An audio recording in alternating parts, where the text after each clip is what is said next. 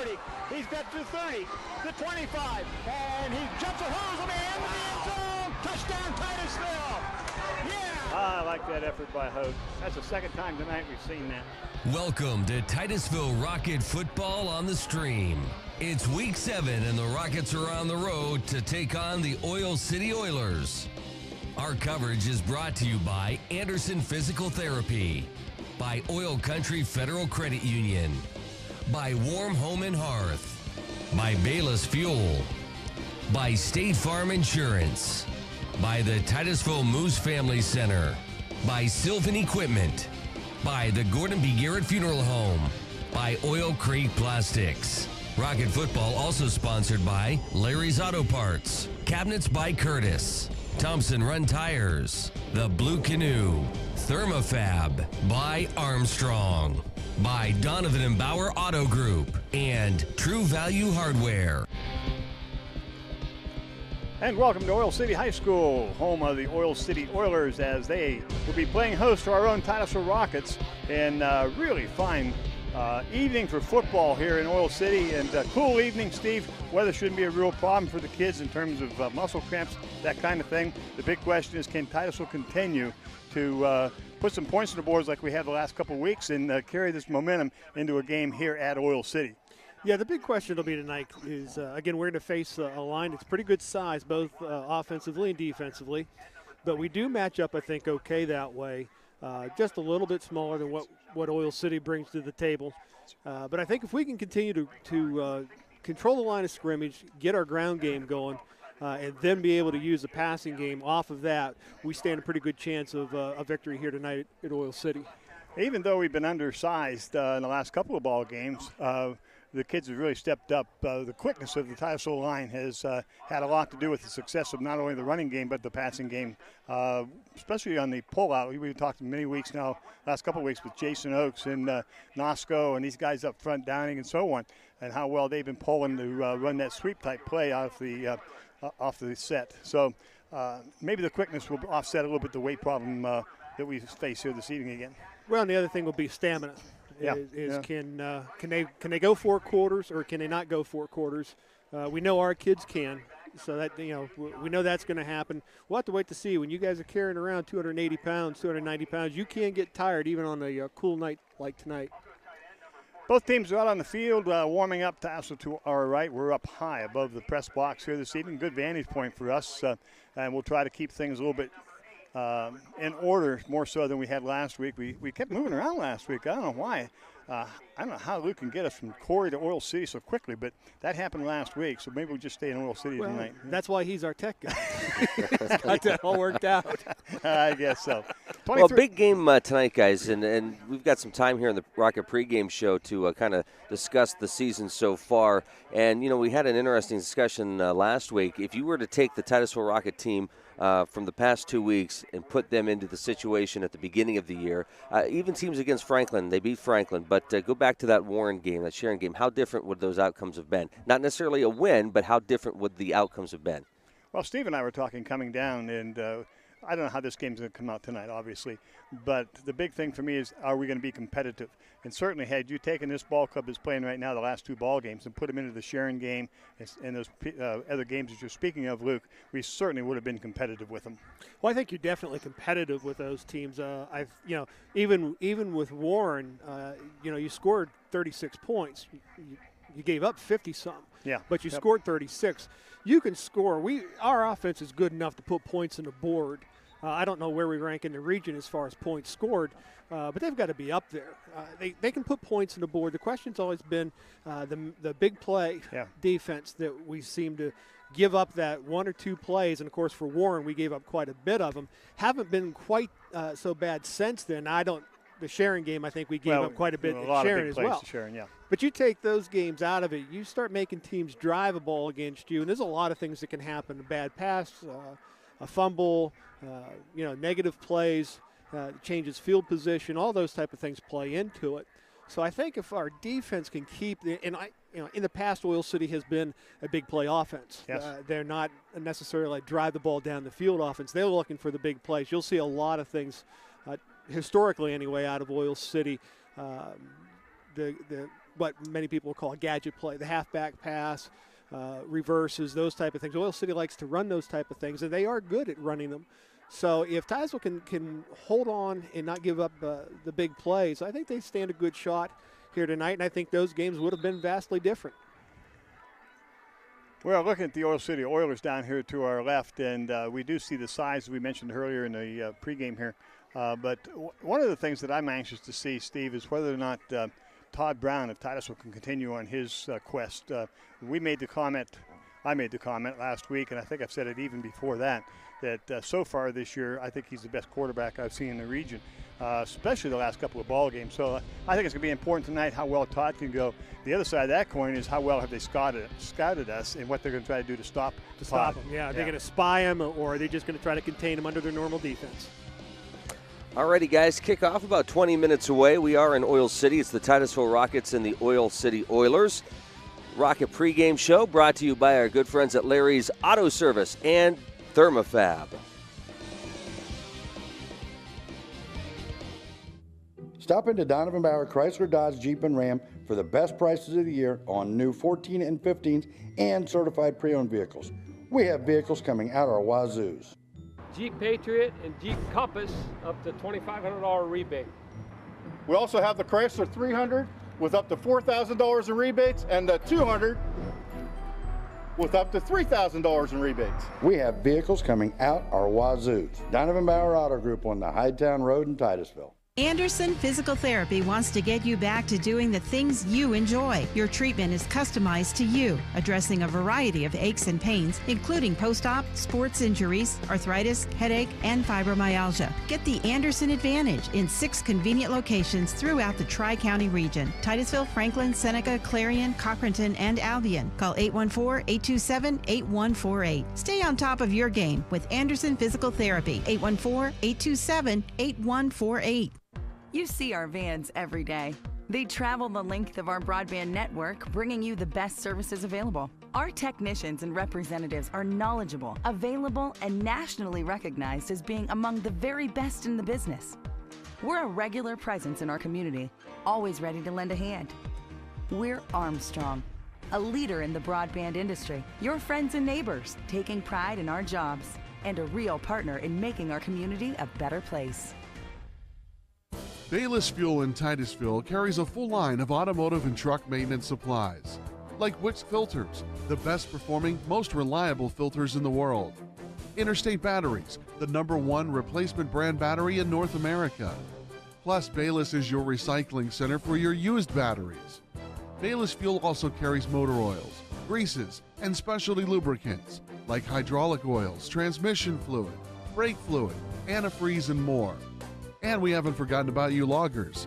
Bayless Fuel carries Oregon chains and bars, bar and chain oils, helmets, chaps, marking paint, and safety glasses. After you're done, clean up with Gojo Cleaner and Shot Towels. Let the friendly staff find the right product for the job at hand. Bayless Fuel in Titusville is open Monday through Friday, 8 a.m. to 4:30 p.m. and Saturday, 8:30 to noon. Bayless Fuel on South Brown Street in Titusville. The Gordon B. Garrett Funeral Home has a reliable history of tradition and excellence in the community. They're trustworthy for all your needs, including pre-planning to ease your time of grief when the time comes. Garrett has served Titusville and the surrounding area for over 40 years, treating you with the utmost care, respect, and compassion. The professionals at Garrett are known for extending their kindnesses beyond the funeral. Garrett Funeral Home, now with 2 locations, 203 East Main and 303 North Washington Street, Titusville.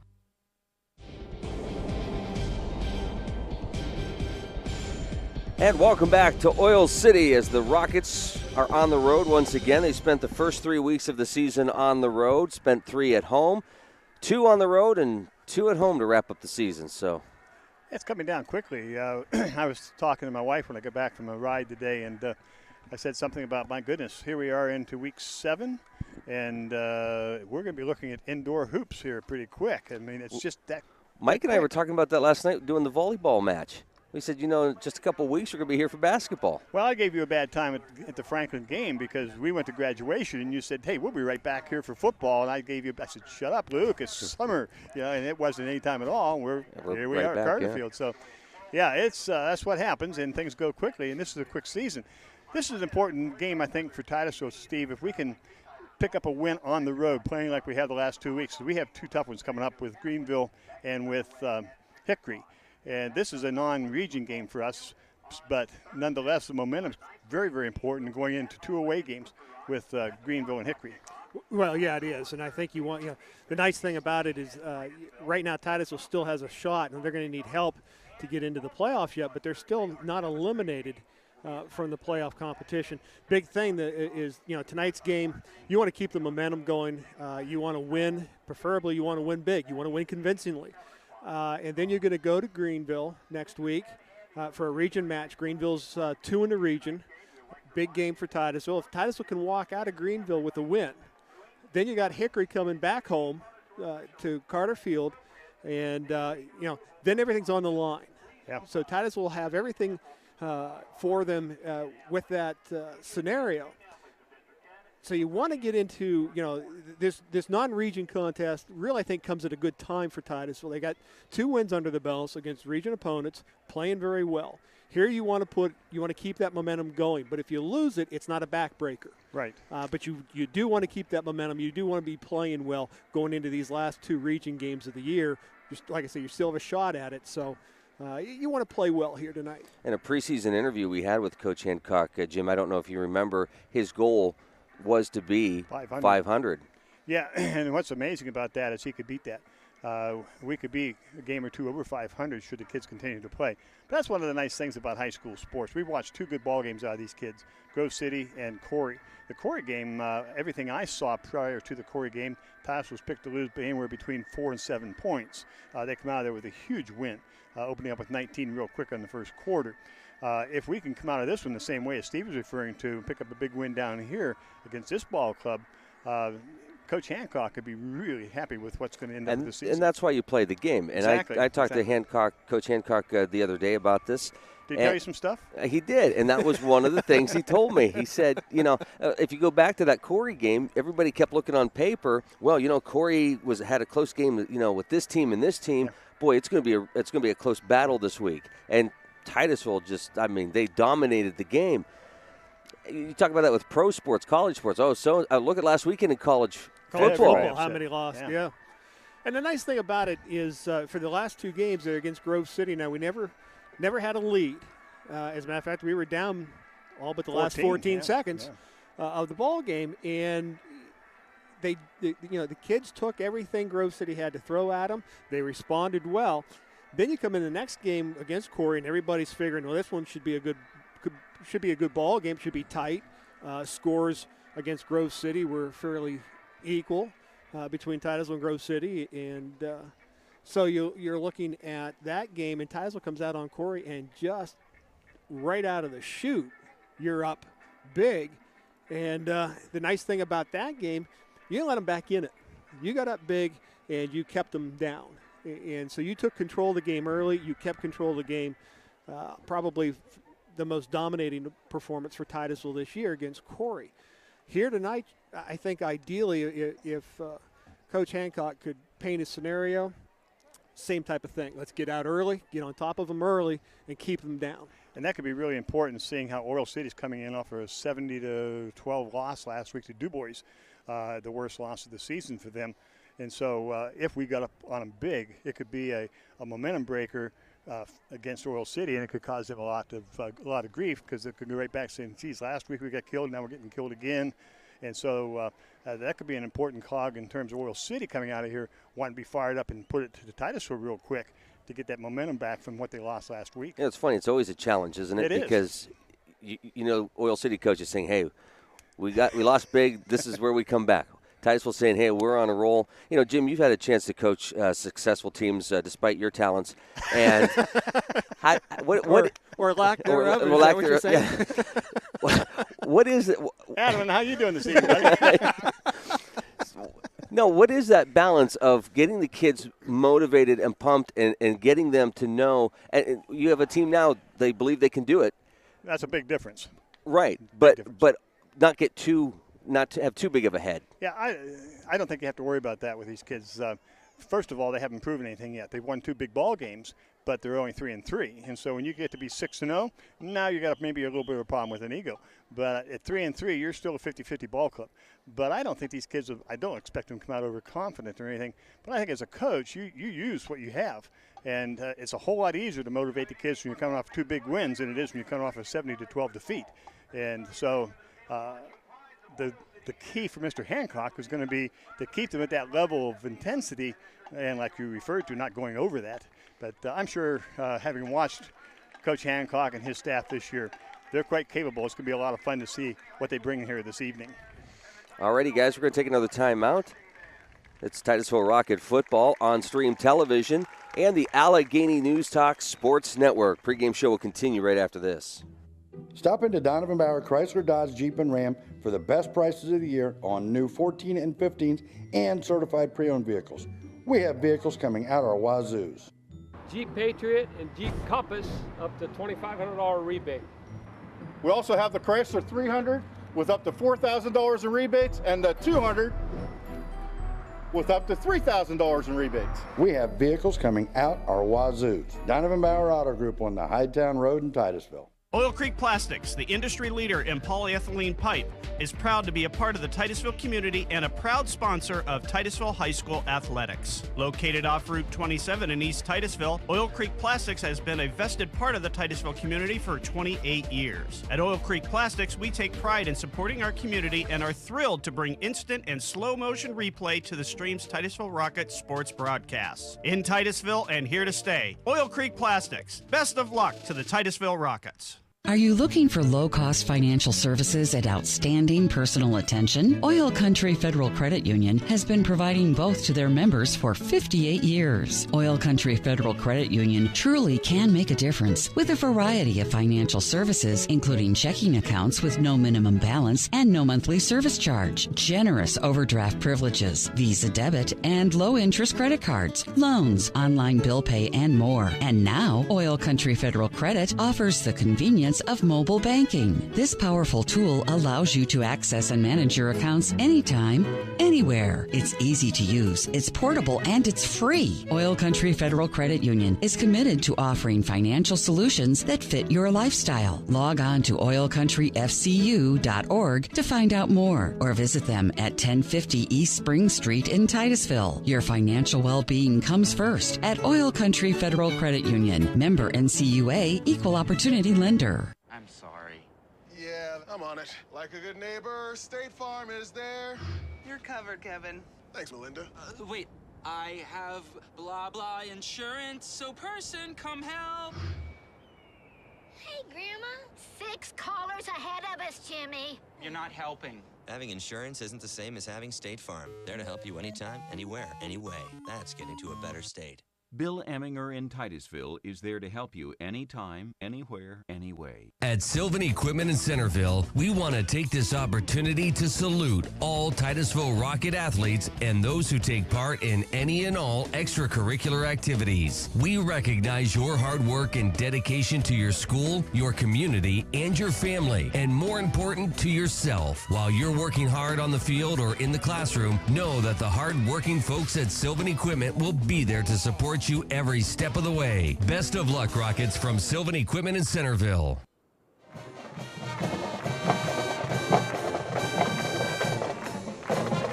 And welcome back to Oil City High School. The Rocket Marching Band performing with the Oiler Marching Band this evening. Get things started. Hey, Steve, I got to tell you, I was flipping through the channels the other night, and on Root Sports, I saw the Gannon Clarion game. Oh, really? Yeah. Oh, that was a fun game to be at. Well, you sit there and you're thinking, well, we go into it and think Gannon's, their offense is a really good offense and we'll get things going. And they were just really kind of slow in the first half. And second half came in, and what do you know, our offense showed up, and it was just up and down the field. That was a good ball game by both teams. Of course, we enjoyed it. We enjoyed it especially. Yeah, it's always enjoyable when your team comes out on top. So, hey, speaking of your team and cheering, the marching band's performing each other's school songs. Yeah, we were listening to them when we come back on the air. That was the Oil City Titusville band facing our direction, and now they have headed towards the Titusville stands, and they're playing the Titusville fight song. Kind of a nice thing to see. We've talked a lot on the broadcast about how well the Titusville band has been performing this year. We'll get a chance to hear them this halftime. They'll be doing a halftime show here this evening. And then, of course, we'll also get a chance to hear the Oil City High School band. But right now we're going to have the national anthem. Please join us in honoring America.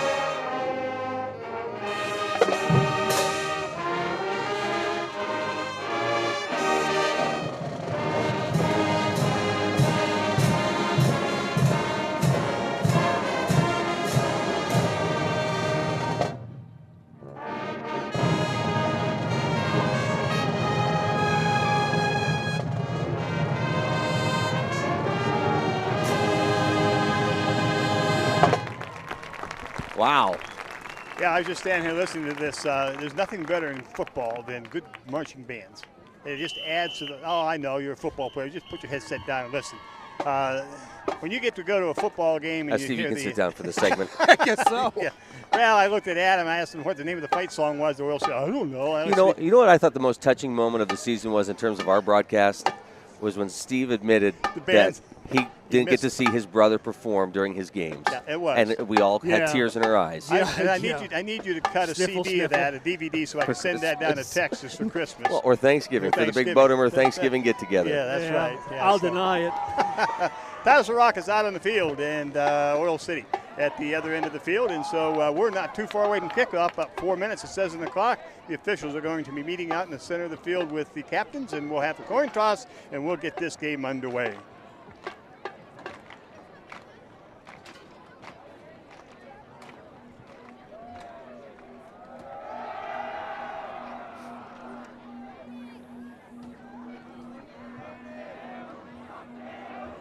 Still waiting now for the captains to come out. I see on the far side we have a man with the mic, and of course that's Brian DeFonso, the Fonz of Titusville, and hopefully he'll get out on the center of the field and he'll be able to pick up the announcements of the toss of the coin, which has already happened, by the way. They just kind of go through the process now of letting the fans know who's going to kick off, who's going to receive to get this ball game underway here this evening. Oil City is out on the field. Titusville's down into the end zone. They'll be coming across to their bench, and once again, we'll have the captains out on the field to get the toss of the coin. So, what do we expect, Steve? The first? Well, I expect heads or tails. I don't know which one, but that's what I'm expecting. I'm expecting a heads or a tail. I need to talk to our Hey, on that note, this has been the Larry's Auto Thermofab pregame show. And we apologize to them. Kickoff coming up. Like a good neighbor, State Farm is there. You're covered, Kevin. Thanks, Melinda. Wait, I have blah blah insurance, so person, come help. Hey, Grandma. 6 callers ahead of us, Jimmy. You're not helping. Having insurance isn't the same as having State Farm. There to help you anytime, anywhere, anyway. That's getting to a better state. Bill Eminger in Titusville is there to help you anytime, anywhere, anyway. Welcome to Titusville Area School District's presentation of Titusville Rocket Sports on the Stream. And welcome back to Oil City High School. Captain's going out to the center of the field, and we'll be going down on the field with Brian DeFonso as we find out how the toss of the coin, heads or tails, went here this evening. Our wireless mic coverage brought to you by Big Kahunas on Spring Street in Titusville. The toss of the coin we already had, and Oil City won and elected to receive, and Titusville is going to kick away from the board. They're going to defend, so let Oil City step over here. You're right here, over here this side of me. Okay, so we know that Titusville is going to have the defense on the field at the first get-go, so that could be really important. We'll see just what kind of an offensive start Oil City can get, and we'll see whether or not Titusville can put a little bit of hurting in this first 3-and-out type situation. Yeah, that's it's an interesting, because Oil City did win the toss, and normally you see the trend nowadays is to defer to the second half, so that you're getting the ball in the second half, but they chose to receive, which tells me they have more faith in their offense than they do their defense. Brian, you're down on the field. Your thoughts before the kickoff of tonight's game? I was just having a quick conversations with the coaching staff, and I said to them their goal tonight is to do everything in their power to keep that annoying Derek from shooting off tonight. And, of course, one of the coaches says our goal is that we're not going to hear it at all. We'll see. I think it's going to be tough, but keeping it to a minimum will give the Rockets a better chance. And that's one of the big things down here that I forgot all about is that stinking Derek. How much of all the places we go, all the venues we go to play sports in, this one drives me nuts the most because of that stupid Derek going. And if you think about Oil City here, congratulations. You got something that works really well for you, but from us in Titusville on the stream, it drives us nuts. And we don't have far to go. I didn't think we were adding editorial comments into our sports broadcast, but apparently we are tonight. Well, you get what you pay for. What is the subject matter here? I got lost someplace. This is Titusville Rocket football on Stream Television and the Allegheny News Talk Sports Network. We near the top of the hour, and thank you for joining us online on the radio at 12:30. That's WTIV Titusville, WFRA Franklin, and of course on the Meadville side, they've got the Bulldogs tonight, and the Bulldogs are on the road to take on the Warren Dragons. So it'll be a tough matchup there. That'll be interesting to see how that one comes out. Because Meadville's coming off of a really bad ball game last week, and they did not play well last week. And I know the coaching staff at Meadville has really got these kids working towards this game at Warren. So we'll be interested to follow that. Going down deep to receive the kick is, I'm going to get his name here, Turbashek. John Turbashek is standing back at about his 5. Todd Brown will tee it up. Standing at about the 10 is Haley Morgan, and I can't see the number on his far side. I believe it's 36. Nico Dupree, I believe is who it is. So we're about set to go as Todd's got it on the tee, and we're waiting for the referee to give him the signal, and this ball game is about to get underway. Brown now approaches the ball. Good kick. It's going to go down the right side over the head. Check that. Hadley's going to take it at about the 10-yard line. Comes up across the 20, the 25, cuts it across the 30. Good return out to about the 32-yard line. And that's where Oil City will put it in play. Morgan Hadley with the return for Oil City. So first down and 10, Oil City. The ball is spotted at their 32-yard line. We'll catch numbers here as we go along. Quarterback for Oil City is Jackson McFall. McFall is a 6'1", 165-pound junior. As they come out of the huddle, they'll send another man out on the field, apparently. They're one short. And that would be Morgan Hadley. And he'll go wide to the left. Wide receiver to the right. Under center, the ball snap given off the first man through a big hole out across the 35 to about the 38-yard line. Brings up a second down and short. Yeah, they've got, you can see they've got some linemen downfield already, so their size is opening up on Oil City's half as they're getting a good push up front.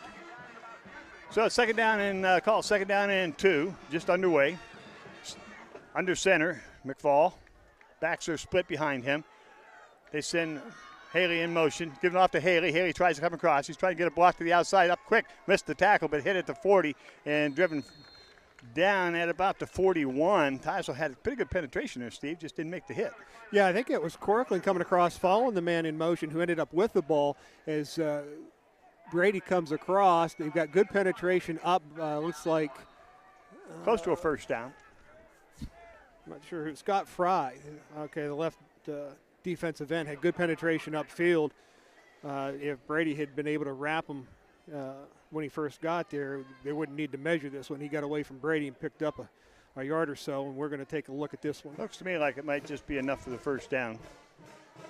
The ball's out to the 42 as they stretch the chains, and it looks to me like I'm off by about 3 inches. 6 inches. Should be, nope, hey, first down. Didn't trust my eyes. Well, they say it's not where the post of the chain, the end of the chain, is for first down. So, first down and 10, Oil City. The ball will be at the 42-yard line of Oil City. As they come out over the ball, they'll send Morgan Hadley wide left, and they'll keep a double tight end now. Unusual set. Backs are split. McFall gives the ball off, second man through. He's hit and stopped. A little bit of a game, maybe of one. Easton Hogue in there for Titusville on the tackle. Good read from Easton Hogue out of the middle backer position. We've seen Easton do this a lot, shoot up in there, and like always, Easton hits you shoulders square, wraps his arms. You don't get away from it. That's a good tackle for Easton and a good read. Tribusey picks up one, second down and 9. Once again, Morgan Hadley goes wide left, in stay in tight, back split. Ball's given off again to Tribusey. He comes across the 45. He didn't make the 45. He stopped. Coming up is Easton Hogue. Cooper Lamy. And Cooper Lamy both coming up on there. That's a good defensive play for Titusville. It gives you what you want. You want to put these guys in third and long, and it looked like he had an opening. If he'd have just come wide as soon as he got inside of Scott Fry's upfield rush, and just didn't make the cut. Klein comes wide right. Hadley goes wide left. Backs again split. Looking to throw, looking up short. Pass is complete at the 50 and brought down there by Mike Watkins of Titusville, but not until he picks up the first down inside Titusville territory at the 45. Yeah, this is just a quick pass over to the side, and I thought Watkins was going to jump the route, just didn't quite get there in time. And the receiver, number 8 for Oil City, Tyler Klein, would manage to drag him just far enough for a first down. Signals to the right, signals to the left for Oil City. McCall in the center, looking to throw again, looking downfield, has a man deep down his right side, and it is caught. And taken in for the touchdown is Andre Muir. He took it away from Watkins, and Oil City will put the first points on the board. There is no laundry on the ground, and so it is 6-0 Oil City. That was Andre Muir on the reception. And he does a nice job, but you can't fault the defensive back here. He's in position. He's got the right spot. That's Michael Watkins. But again, we've seen this before. You've got a 5'6" corner going up against a 6-foot receiver. That's a tough battle to have to win. There's that play you referred to. Oil City looking for the big play. The big play. Snap on the extra point. Kick is up, and the kick is good. 9:25 left to go first quarter. Oil City gets the first score. 7-0 Oilers. We'll be back with the Oil City kickoff right after this. Oil Creek Plastics, the industry leader in polyethylene pipe, is proud to be a part of the Titusville community and a proud sponsor of Titusville High School athletics. Located off Route 27 in East Titusville, Oil Creek Plastics has been a vested part of the Titusville community for 28 years. At Oil Creek Plastics, we take pride in supporting our community and are thrilled to bring instant and slow motion replay to the stream's Titusville Rockets sports broadcasts. In Titusville and here to stay, Oil Creek Plastics. Best of luck to the Titusville Rockets. At Sylvan Equipment in Centerville, we want to take this opportunity to salute all Titusville Rocket athletes and those who take part in any and all extracurricular activities. We recognize your hard work and dedication to your school, your community, and your family, and more important, to yourself. While you're working hard on the field or in the classroom, know that the hard-working folks at Sylvan Equipment will be there to support you every step of the way. Best of luck, Rockets, from Sylvan Equipment in Centerville. 7-0 as Oil City put the first points on the board early here in the first quarter, 9:25 to go. And getting ready to kick off for Oil City is Sam Wilson. He's going to spot it on the left hash mark. He'll be kicking to Tom Rusk and Brady Corcoran, standing back at about the Titusville 8-yard line. My guess is if they've scouted, they're going to try to keep it away from Mr. Corcoran. That would be my guess, yeah. We'll see what Wilson will do with the ball as he approaches.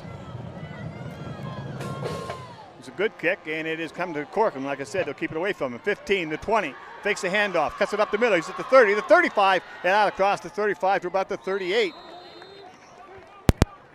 So Titusville with a good return by Brady Corcoran. And Titusville will have it first down and 10. It will be at the 38-yard line. This is a good return here by Brady. And this little delay reverse fake there in the backfield does tend to slow down a coverage team a little bit. And as soon as he makes that, he gets it upfield. So that's a good return for Titusville, good field position to start our first offensive drive. Titusville will send 2 wideouts right, 2 wideouts left. Easton Hogue in the backfield. A familiar set for the Rockets if you follow the Rockets this season. Todd Brown at quarterback, out of shotgun.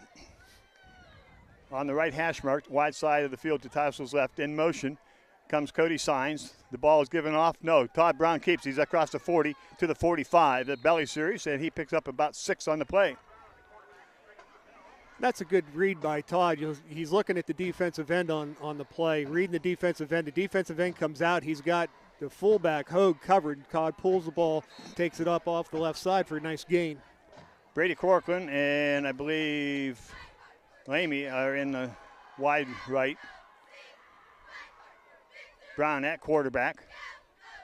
Brown on the counter. Here comes the Corcoran. Cuts it upfield. He's across the 45 and close to a first down. Beat out about the 49, 48, 49-yard line. Check that. That's Skylar McIntyre on the carry. Bring up a third down and short for Titusville. And again, we've got that counter where it's working okay. We just seem to be just a little bit off in the timing getting the running back over there on the side. There was a hole wide open on that side, just a little slow getting there. So it's third down, and they're calling it 2 for Titusville. Brown now under center for the first time, trips to the right for Titusville. Pitch back, it goes to Corcoran. Got to get to the outside. Still working. He's out across the 50. He's across the 45. Inside the 40 and out of bounds at about the 37. This is speed on this play. This is all speed here. We didn't really get a good hook on the defensive end. He's got it there, but you're going to watch Brady. He's just going to outrun him. The linebackers are outrun. Corners have to come up and make a stop. That's just good speed there by Brady. It'll be first down and 10 Titusville. It's at the 38-yard line of Oil City. Titusville now will have trips to the left. Easton Hogue in the backfield. Todd Brown under center. 1 wide to the right for the Rockets. Brown gives it off to Hogue. Drives straight ahead. He's hit at the line of scrimmage and brought down immediately. In there making the play quickly is Gatesman for Oil City. Yeah, he's the backer, and I don't think we've got him accounted for because he's untouched. So either we didn't have enough guys to account for him or somebody just missed him. Gatesman's a 6-foot, 180-pound junior. Now doubles both sides for Titusville. Hogue will stay in the backfield. Todd will go back now to shotgun. Looking over the defense. Sends Hogue in motion to the right. Bubble screen. It goes to Corcoran. Corcoran across the 40, close to the 37-yard line. And he's going to be stopped there. Not much out of that little bubble screen. Now Oil City's got a good speed there defensively. As soon as that ball was out of Todd's hands, they were all running towards Brady. Really not really much running room over there once he caught the ball. Brings up a third and about 8 for Titusville, so a big third down play. The ball is spotted on the 39. Looks to me like it's more like the 36 of Oil City. Brown out of shotgun. Gets the snap. On the counter comes to Cody Signs. Cody's got to turn it upfield. He's at the 35. Drives ahead and get down close to the 31-yard line. It'll bring up a fourth down and about 3.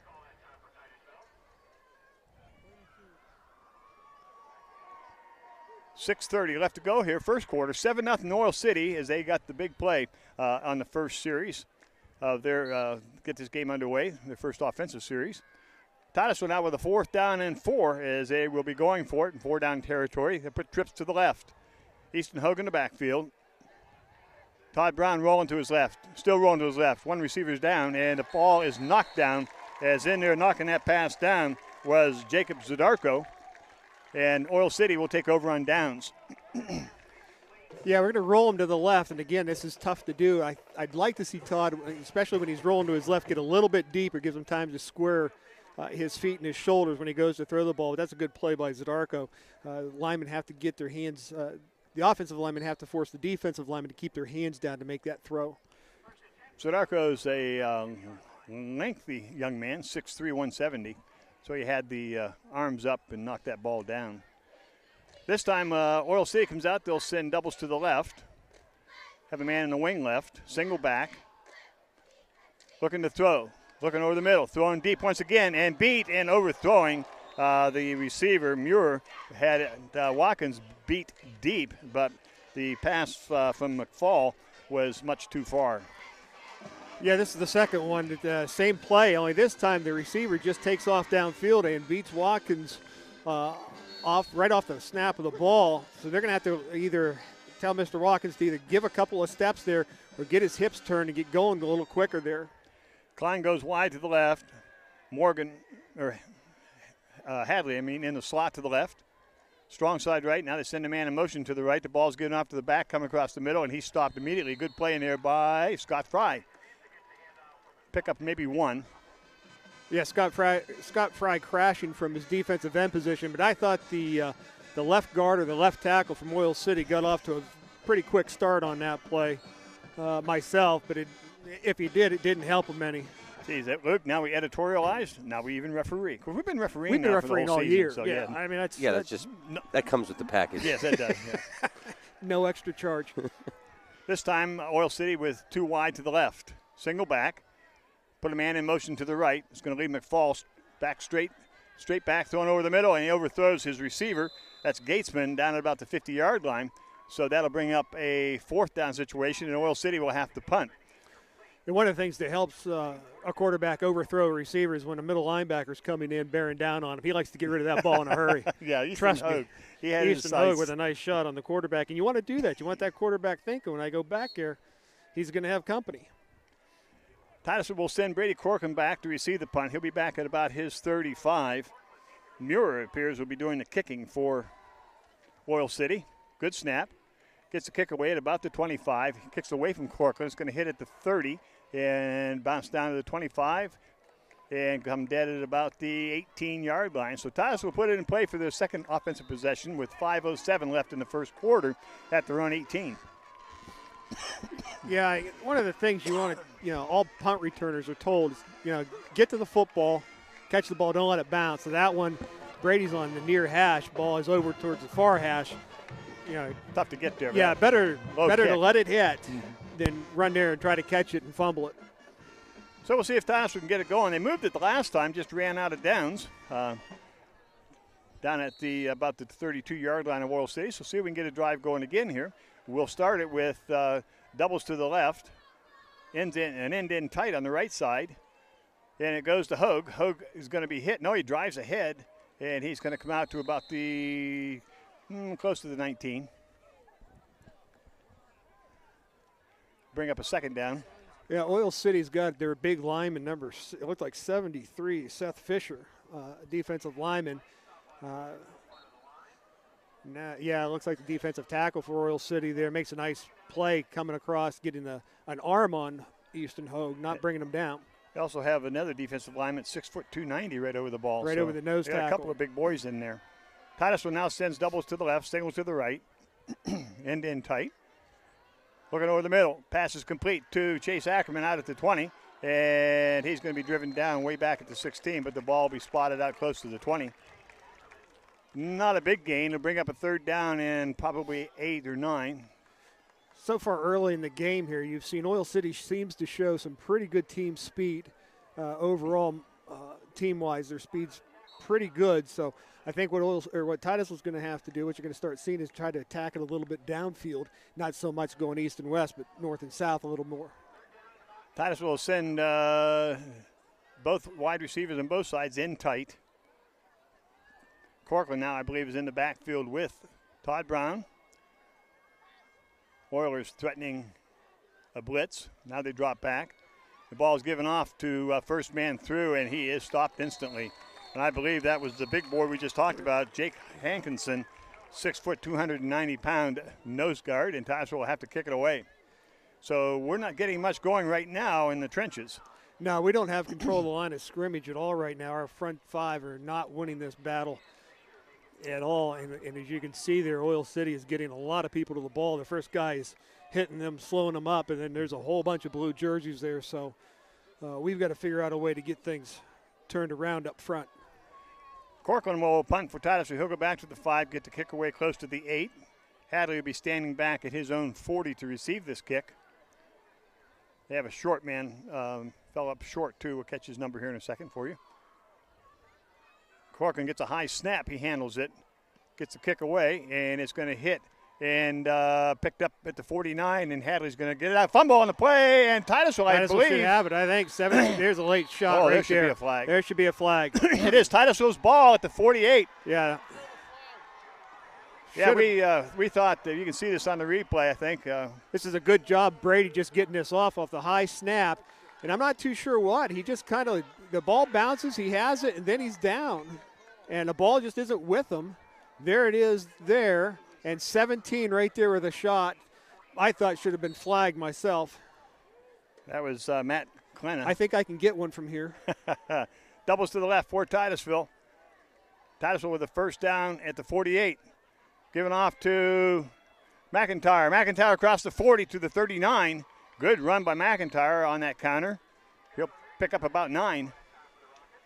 Now, this could be one of those things we talked about last week. They could beat 70 to whatever, and you have a bad break right here. Could this be a momentum changer if we could take it in and score? Yeah, if we can get points out of this, I think it does. I think it does affect your outlook. Your defense has been playing pretty well, but now they're on their heels a little bit here. So you got to get points out of this if you're Titusville. Doubles to the left. Ackerman goes in motion left to right. Brown keeps it straight up the middle. Brown's across the 35. He has a first down inside the 35, and Titusville loses the ball, fumbles it, and Oil City has it. Boy, just about the time I thought we had ourselves a first down, Titusville coughs it up, and now Oil City takes over, and then you go back to that momentum thing again. Now it's with Oil City. Yeah, and this is the type of things when you're a team that's trying to get over that hump, so to speak. You don't want to be matching turnovers, and Titusville's just got to, penalty-wise, we've not shot ourselves in the foot, but you can't be giving the ball away when you need points. Actually, this first quarter's been pretty exciting and quick. Yeah, quick. But you're not playing a lot of penalties. No, well, you're not playing a lot of penalties, but the ball's also not in the air a whole lot. Right. So it's not stopping on incomplete passes. The backs are split behind McFall. Under center. McFall wants to throw. He's looking down the right side. Once again, he's going to go deep.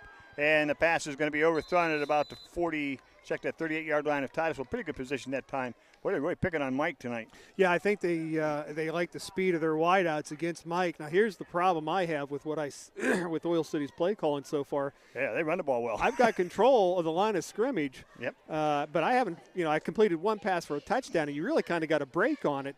Where's my ground game? Muir comes wide to the right. Speaking of touchdown by pass, he was the receiver in that touchdown pass. Ball's given off to the first man through. Big hole. It's out across the 45 and brought down at about the 47, up for a first down. And I believe that was John Tabusic with the carry. Picks up about 12. First down now at the Oil City 48. Yeah, and that's the second time we've seen him go over the offense's left side and get some pretty good yardage over there. So the left guard, left tackle seem to have things their way over there right now. We've said it before, run it until somebody stops it.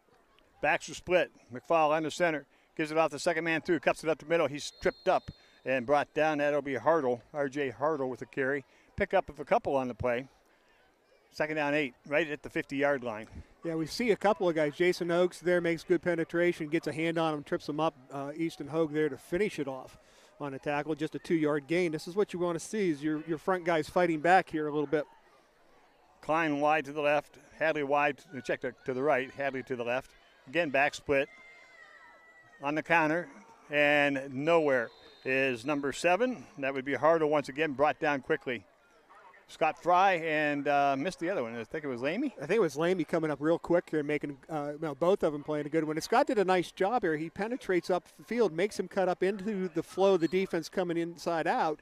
but he hustles and gets off his block and gets into the tackle too. That's exactly how Titusville wants to attack this kind of a counter run from Oil City. Oil City now will send 2 wides to the right, have a man in slot right, Gatesman wide to the left.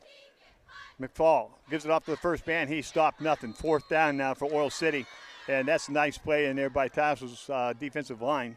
That's Jason Oakes getting off a block real quick here, right down the line of scrimmage. And that time he is all over the ball carrier. That's a good play by Titusville's defensive front. And now the coach of Oil City will have to make a decision as to what he wants to do, Mr. Matt Laverty. And it's a 4th down call with 7 seconds left to go in the first quarter. So the first quarter is going to run out. The score is Oil City 7, the Titusville Rockets nothing. We'll be back with second quarter action right after these messages.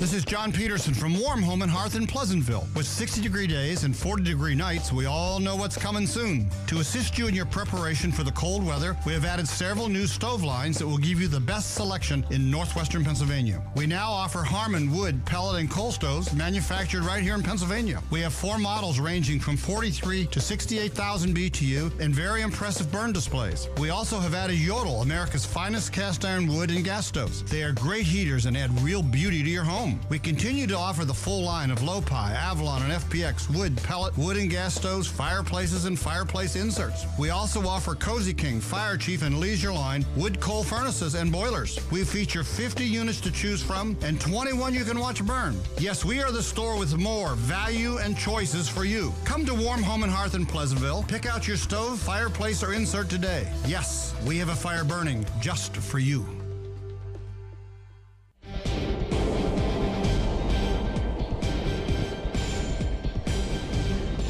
7-0 the score here at Oil City High School. Oil City on top. They have a 4th down and 10 at their own 48, and they're going to try to go for it. They have doubles to the left, man in the slot left, 1 wide right. McFall looking to throw. Throws across slant quickly. It's complete, and he breaks the tackle. It's going to be enough for a first down inside the 40 to about the 36. So the 4th down play works, and Oil City has it 1st down and 10. Morgan Hadley on the reception. Check that. It is not. It is Sam Wilson, I believe, on the reception. Yeah, they're going at Watkins there. This time he's got a – yeah, it's tough to say, but you'd like to see him sit on that right. You know the things I don't believe would be going deep. You've had good pass rush on him. You want to play up a little bit, I think, on that one there. Just, again, you can't let him cross your face. 1 wide right, looking for the bubble screen, and pass is complete. Gets to the outside. No, up quickly. Brady Corcoran to make a nice stop. I thought he was going to get outside there. Brady come up nicely. And brought the ball carried down at about the 38, no gain. Yeah, this is a good job by Brady, because if he doesn't make this tackle, 6 points. And, he hits him, he wraps, holds on, and we got I think it's the receiver from Oil City down. They're going to look at him real quick. Morgan Hadley, I believe, and they're looking at a leg. Yeah, that was a nice play. I did not see Brady coming up that quick. I was watching the line play. And when I looked over here, I thought he was going to get to the outside on us, but Brady made the good stop. That's the second time tonight, but you talked about this last week, how Brady's rapping. Yeah, and it's big difference. There's a big difference. You see how many times, and at all levels, you see guys coming up trying to hit with a shoulder, trying to knock somebody off their feet. Doesn't work, and the guy's gone. Here, Brady, if he doesn't hold on to this tackle here, he's got nothing but green grass in front of him. Just a quick recap, if you've just joined us, it's 7-0, Oil City on top by way of first series of play. Oil City hit the big pass to Andre Muir, who got behind our defensive back, and they picked up the long pass touchdown and lead by that. Titusville's moved the ball pretty well, especially in their first offensive set, and even this last time we fumbled the ball and turned it over to Oil City. That's how Oil City's got this drive started, so we're able to move the ball. We just made the one mistake that really hurt us. And now we have to wait and see if we can get a stop here, keeping points off the board, and then get our offense back on the field and pick up some points. Well, that's the tough thing is you had a 4th and 10 opportunity here at midfield, and they ended up getting there. Let's go down to the field quickly to Brian DeFonso, the wireless mic brought to you by Bay Kahuna. Brian, your thoughts so far? I thought so far is Titusville's just got to be able to get off the field on 3rd and 4th downs. And on the offensive side of the ball, they need to be able to keep moving the chains when they get past the 50-yard line. I think that was a case of a missed tackle. If that tackle is made when the ball is caught, the Rockets would have the ball right now. Alrighty, thank you, Brian. Brian DeFonso, Wireless Mike, brought to you by Big Kahuna. Back split behind McFall, gives it off to the first man coming across, and he's going to drive down inside to the Titusville 30. John Trabusik is the carrier. Pick up of about 7. And again, some of their better running plays on offense have been over that left side of the Oil City line. So this left side has a little bit of an advantage on our defense right now. This time Oil City will put a man in the wing left. Both ends are in tight. Backs are split. McFall gives it off again to Trabusik. Trabusik out across the 25, drives into 25 to the 22, have a first down. And the same play, Steve, that you're referring to off the left side. Yeah, the left guard and the left tackle, and I can't catch their numbers or their names here, but they are opening up a good-sized hole against our defensive front. So the Rocket defense is going to have to make some sort of an adjustment to cover that. And we'll get these numbers, 77, 73, Fisher and Chappell, I believe. The ball now is given off again to the running back straight ahead, and he's driving forward. Going to be brought down inside the 20 to about the 17. And if it is these two that I mentioned, we'll catch the numbers once again. Seth Fisher is 6'1", 230, and Duncan Chappell, I think, is 76. He's 5'11", 260. It could also be Logan Stahl in there at 6'1", 260. So a couple of big boys on that side. The other thing that helps is number 10, who is 5'11", 255. He's now playing tackle. Pitch comes to the outside. Good cut up the middle. Across the 15 down to about the 11, and that ball carrier is R.J. Hartle. So Oil City now getting some yardage on the run. That ball is inside the 15 to about the 12. First down. Yeah, we miss a tackle here. Brady comes up, tries to make a tackle quickly, and it's Easton Hogue who finally brings him down. Good flow from the inside out, but you're just giving up way too many yards here per rushing attempt. Again, on the left side of the offensive line. The ball on the 12-yard line. First down and 10, Oil City. Quarterback sneak straight ahead, inside the 10, down to about the 7. And that was McFall. He is a 6'1", 165-pound junior, just following his big center, who weighs about 280, I believe. And getting a lot of movement up in the front of the line for Oil their City. Offensive line has a good push on us right now. Second down for Oil City. Backs are split. Oh, he moved, and they called it. Oh, phew. Little motion on the right side, and that'll cost Oil City 5 yards. And that'll bring the ball outside of the 10 to about the 12, 13-yard line. Just a little bit anxious there. So it'll bring up a second down and 11 from the 13 of Titusville. Titusville needs to come up with some good defensive efforts here. I watched last time they lined up, they had Brady Corkland coming up on the defensive right side. Back split, McFall under center. Put a man in motion to the right. The ball's given off to R.J. Hartle. Straight up across the middle. He's inside the 5-3, touchdown. R.J. Hartle off the right side punches it in for Oil City. 13-0, Oil City. This time they go to the right side, and they've got number 73, a pulling tackle or pulling guard from the left to the right side. So they're bringing help to the right side from the left side and opening up some pretty good-sized holes for their running backs to run through. Wilson will attempt the extra point with 8:45 left in the half. Snap down, the kick is up, and the kick is good. 14-0 Oil City with 8:45 to go in the first half. We'll be back with the Oiler kickoff right after this. The Gordon B. Garrett Funeral Home has a reliable history of tradition and excellence in the community. They're trustworthy for all your needs, including pre-planning to ease your time of grief when the time comes.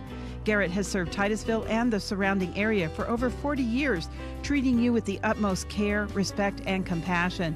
The professionals at Garrett are known for extending their kindnesses beyond the funeral. Garrett Funeral Home, now with 2 locations, 203 East Main and 303 North Washington Street, Titusville.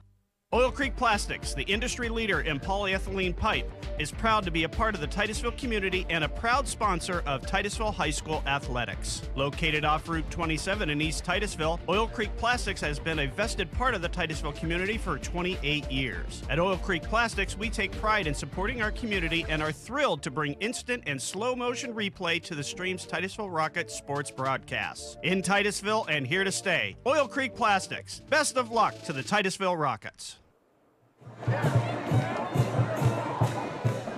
8:45 left to go in the first half, 14-0 Oil City. As they get set to kick off, it'll be Hundrey Muir spotting the ball at the 40-yard line, left hash mark. Back deep for Titusville will be Rusk and Corcoran. They're standing back at about their own 10 as we get set to go. Titusville's going to need get some enthusiasm going, a little bit of a break, some kind of a big return here. Kick's going to be short. It's going to be taken at the 30-yard line and stopped right there. Catch who that is for Titusville. I believe it is number 88 for Titusville. Locke Platt, a sophomore, fielding the ball, and so did a good job hanging on to it. It's at the 34. Titusville will have a first down and 10. So I guess enough of Corcoran. We'll kick it up short and let you have it at the 35. Yeah, and that's pretty much what I would do too. Even though you've moved the ball, you haven't been consistent enough to prove to me that I need to worry about it. So I'm going to keep it away from your playmakers and let make somebody else beat me. Titusville out of the huddle. They'll send Lamy wide right, along with Cody Sines in the slot right. Ackerman, and now comes in motion to the right. High snap, the ball's given off to Corcoran, cuts it up the field. He's out across the 35, the 40, and dropped it about the 41. Pickup of about 7 on the play. Yeah, and that's Matt Klena, number 17, coming up from the secondary or from the off linebacker position, coming up here as Brady comes this way, and it's a good cut. If he doesn't get him, Brady's going to get another 5 to 7 yards on that carry. Corcoran will come wide to the right. McIntyre will be in the slot to the right. And now we'll go trips to the right with Ackerman coming in, and he'll line up at tight end. So doubles to the right, single to the left for Titusville. Easton Hogue in the backfield. Second down play. It comes to Corcoran, and it's going to be out of his hands. Incomplete pass on a second down and 4. Little bubble screen to Corcoran. And the timing seems to be, off just a little bit for Titusville as Brady has to take a couple of steps back as the receiver. And then Todd's trying to lead him as Brady's coming back, so they're just not quite on the same page here offensively, and they really need to get together here real quick. Now you're at 3rd and 5. Russ comes wide right. Ackerman in the slot to the right. In the wing now is Cody Sines under center. Brady gives it off to first man through. It's Easton Hogue. Hogue pushes out across the 50 and down inside the 50 to about the 48. 47-yard line of Oil City. First down and 10, Titusville. Good run by Hogue. That's a good run by Easton Hogue here as he makes a nice cut, gets through that first line. Good block here by Ackerman at the second level. And then number 5 comes across here with the hands up kind of high. Thought maybe he had a little bit of help bulldogging him down with the face mask, but the officials didn't seem to think so. You don't call anybody a bulldog, man. Oh, you're not a cowboy. You wouldn't understand that. I would, yeah. Doubles to the right for Titusville. On the counter, it goes to Cody Sines. Cody tries to get to the outside, and he's going to be brought down for a loss of about 2. Wanted to turn upfield, and he didn't think the block was there. Couldn't make it to the outside. We'll lose a couple on the play. The play action, so to speak, the play action there in the backfield on this is really, really good because you kind of lose track of just exactly where that ball's at. He had a fake and an option to hold it himself, and he had given it to Cody Sines. Good defense on the outside, wide side of the field for Oil City. Trips left for Titusville. Todd Brown looking to throw, still looking. Throws to the right side. It goes to Corcoran. It's complete at about the 42-yard line, 43-yard line of Oil City. Pick up of about 7 on the play. Bring up a 3rd and long. This isn't too bad, though, for Titusville offensively. You picked up about half of it, so now you've got like a 3rd and 6, 3rd and 7, which is going to be easier than a 3rd and 10. Todd keeps his eyes downfield, has plenty of time to throw the ball, and a good pitch and catch there for Titusville. Titusville line trips to the right. Rusk, Ackerman, and Cody Sines. One wide left. Rolling to his right is Brown. Brown throws up short, and it's complete. Oh, in and out of the hands of Ackerman. It would have been a first down at about the 32, but Chase unable to make the reception. See, we complimented Chase, I believe it was Chase last week on how you catch a football with your hands. That's why you catch it with your hands. Your stomach can't hold on to it. Yeah, let it get into your body and you get some trouble. So Titusville comes up with a fourth down and about 7. It's at the 48-yard line of Oil City. And we'll see what Coach Hancock, down 14-0, chooses to do. And he chooses to send Brady Corcoran back in punt formation.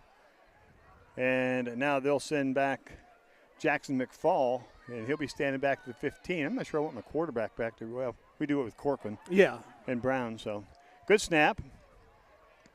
Brady, nice kick. And it's going to hit and go out of bounds right around the 10-yard line. So Oil City will take it in play. First down and 10 at the 10 with 6:16 left to go in the first half. Oil City leading 14-0. Yeah, and the tough part about this is, like we talked about it here, we needed a spark. We needed something to happen to get some momentum on our side here. If you had an opportunity here, the throw from Todd to Ackerman was enough for a first down to keep your drive going, just through his hands. Now it's up to your defense. First and 10 at the 10. You need to get a 3 and out and hopefully get some field position here.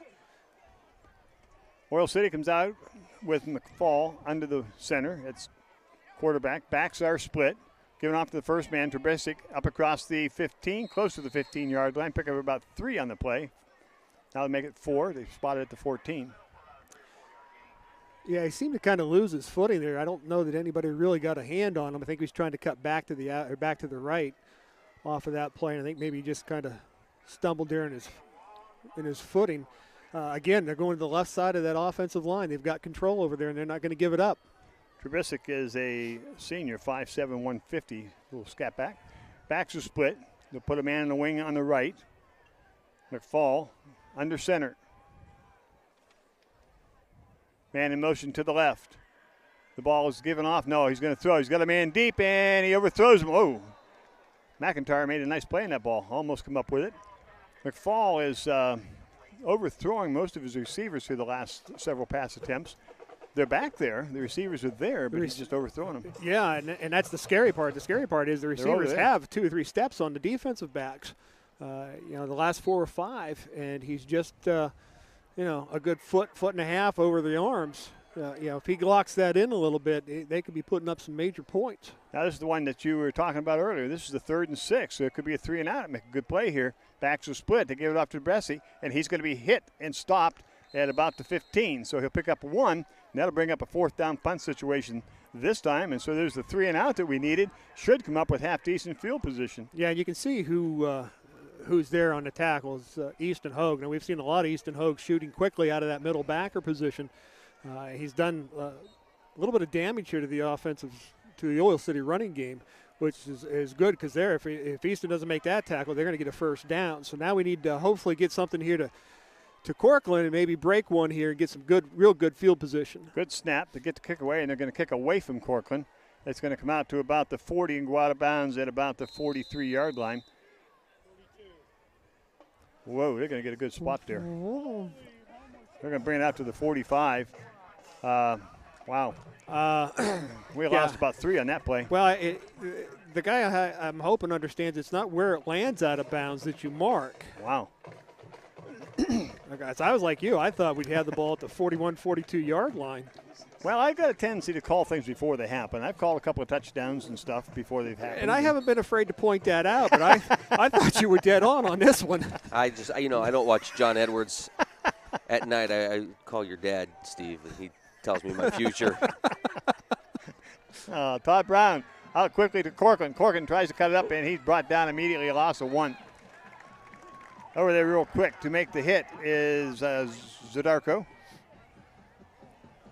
And that's just not getting us anywhere, I don't think. I think, some of our better plays, particularly in the passing game, is getting the ball downfield on maybe a crossing route or a slant, I think, might be the better way to attack this defense. Going east and west, they seem to have pretty good speed that direction. Doubles both sides for Titusville. Brown out of shotgun with Easton Hogue in the backfield. Belly series, Brown's going to keep it. He's out across the 50 to about the 44-yard line. Checked at the 39-yard line of Oil City. And it'll bring up a 3rd and about 4, maybe 5 here, as they spotted at the 39. If they spotted it the first time, it would have been 3rd and 2, but we won't talk about that. Well, it still would have been because the yardage markers were different. But, here again, your 3rd middle distance, not our best 3rd down position to be in. Brown out of quarterback, doubles to the left. He's got a Russ wide to the right. Gives it to the counter. Cody Signs, he's going to be hit and dropped at the 40. And Oil City has scouted that out pretty well. They stay right at home and make the stop. It's a 4th down for Titusville with 3:22 to go in the first half, down 14-0. Yeah, and it's just, here Cody is just not real sure where to run, and there isn't a whole lot on that play. There's not really a whole lot of places to run on that particular counter. I would think here you might, it looks like they are going to. It's like we're going to go for it. Make a run at it. So trips to the left for Titusville. 4th down and about 6. Brown looking to throw. Throws it out to Signs, and Signs going to be hit and dropped right at the line of scrimmage. No gain. And Oil City will take over on down. So Oil City gets the ball at their own 41-yard line with 2:49 left to go here in the first half, leading 14-0. We were lucky that that was even caught. But, a lot of these plays that you're seeing, these quick outs, the bubble screens, and that type of thing, a lot of it is dependent on blocking by your wide receivers and the other outside people, and we're not getting it tonight. Well, and they're coming up doubles on those, too. And they're coming quick, yeah, but we've got to make the adjustment to either start throwing the ball downfield to try to slow this down or something. Back split, McFall under center, puts a man in motion to the left. Ball's given to Bessie. Out across the 45 to about the 46-yard, pickup of about 5 on the play. And to Busick, I should say. Cooper Lamy coming up to make the tackle there. But here again, the difference you're seeing right now is Oil City's getting into 2nd and 4, where we're still 2nd and 8, 2nd and 9. The first downs are killing Titusville right now. Under center, McFall. Again, to Busick. And he's going to drive ahead to about the 49-yard line. Oh, they're going to give him the 50. Did he get the 50? I don't think he did, but I think that's a generous spot. 49, I thought he gets hit pretty quick here, and I don't think he's at the 50. So, we got that one now. And the movement, Tanner Harris got off to a quick start. Wasn't allowed to do that, so that'll cost him 5. So it'll move it back and make it 3rd down and 6. Well, we're up pretty high here, and so maybe we're not seeing things quite. I mean, the fact is right in front of us. I've yet to be wrong. I don't know about you. Or they're high. Yeah, I'm not going there. Now, here you go. You've got a 3rd. Colorado? 3rd and 6 here now. With Titusville, the defense here has to make a stop here. And for Oil City, this might be 2-down territory, too.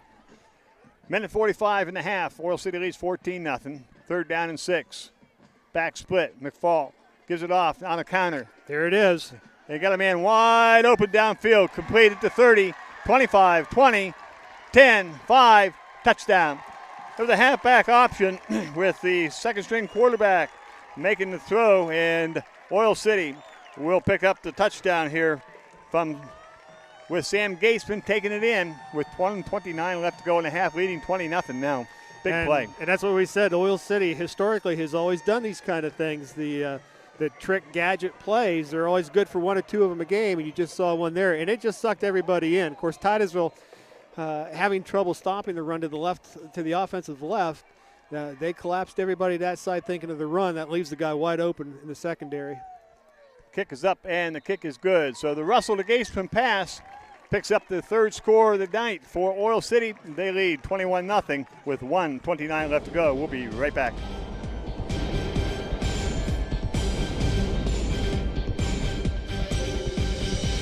Bayless Fuel in Titusville carries a full line of automotive and truck maintenance supplies, like Wix filters, the best performing, most reliable filters in the world. Interstate Batteries, the #1 replacement brand battery in North America. Plus, Bayless is your recycling center for your used batteries. Bayless Fuel also carries motor oils, greases, and specialty lubricants. like hydraulic oils, transmission fluid, brake fluid, antifreeze, and more. And we haven't forgotten about you loggers. Bayless Fuel carries Oregon chains and bars, bar and chain oils, helmets, chaps, marking paint, and safety glasses. After you're done, clean up with Gojo Cleaner and Shot Towels. Let the friendly staff find the right product for the job at hand. Bayless Fuel in Titusville is open Monday through Friday, 8 a.m. to 4:30 p.m. and Saturday, 8:30 to noon. Bayless Fuel on South Brown Street in Titusville. 129 left to go in the half. 21-0. Oil City on top. 2 big plays. 14 big points, and they have really hurt Titusville here in the first half. Oil City set to kick off. Spotted on the right hash mark. And it's going to be another short kick. Richard Brown's got to get on it, and I believe Oil City has it at the Titusville 30. They do. Titusville did not get on the ball, and Oil City has it at the Titusville 31-yard line. Not an onside kick. They just kicked the ball short to keep it away from our deep men, and Titusville did not handle it. And the Oil City boys get down on the ball, and they have it first down and 10 with plenty of time. Yeah, I'm not too sure here who is up short there. It looked like 87. Richard Brown. Yeah, you got to get on that ball. You have to understand that thing after it goes 10 yards is anybody's football, and you've got to get on it. You got to want it more than they do. It just doesn't look that way right now for Titusville. Oil City now will have 2 wide to the right, 1 to the left, single back. McFall under center. Dropping straight back to throw. Going to throw a screen to the right side. Oh, almost picked. That would be Cody Sines knocking it down. Trying to get the ball to Muir here on the left side. That's a good play by Cody Sines, getting his hands up in the air and knocking it down. And we did get a little bit of a pass rush generated there, too, out of the front 3 guys and managed to put a hit on the quarterback. We just got to do that every play here. Second down and 10. The ball spotted right at the Titusville 30. Again, doubles to the right for Oil City. Single to the left. Single back. McFall wants to throw. Throws over the middle, and it is going to be incomplete. They're going to call pass interference on Titusville. Cooper Lamy probably on a hold. They're headed for their big tight end. That would be Tanner Harris that they're shooting for, 6'2", 235. Yeah, there was definite contact there by Cooper Lamy. You've got to look at it and see when the ball's in the air, you can't be hitting the receiver. They call pass interference. And that'll bring up a first down.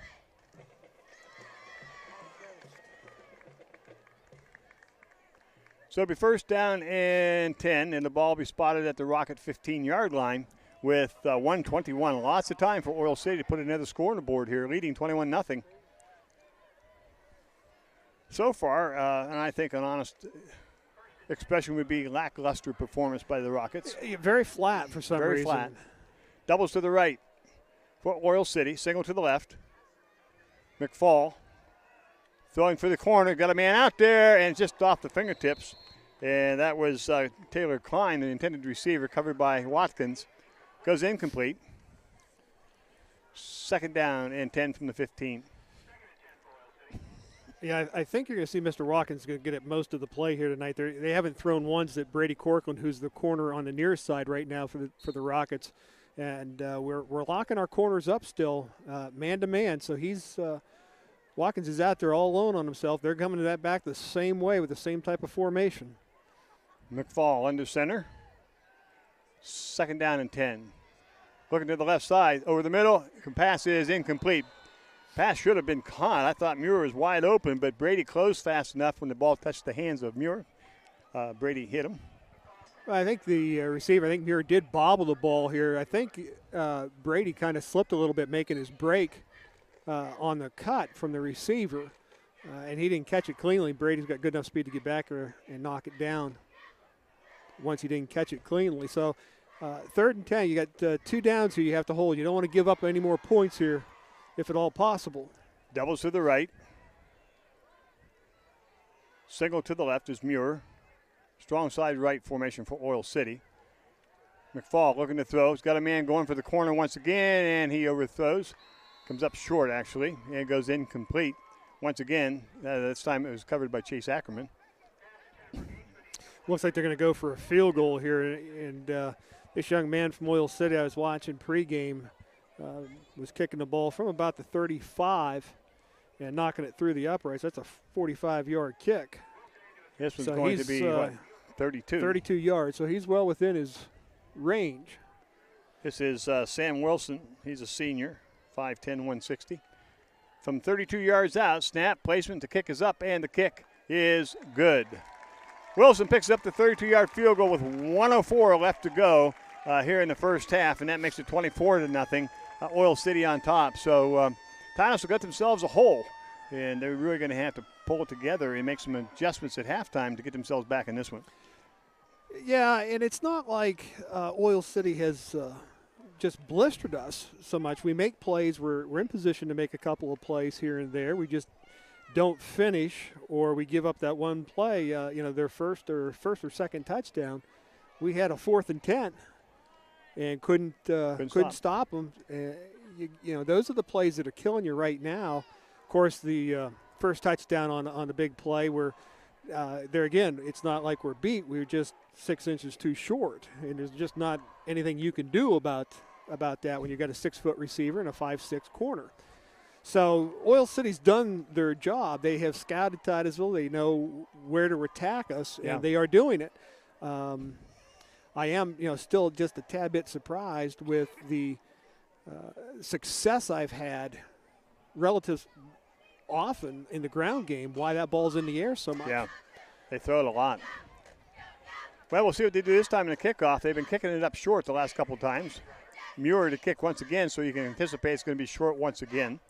Last time, Oil City was able to recover it on the short kick. And it's a squib kick, and it's going to come down and covered by Richard Brown. He'll drop down right at the 30-yard line. And that's where Titusville put it in play, first down and 10 with 62 seconds left in the first half. Titusville down 24-0. First down 10, Titusville at the 30.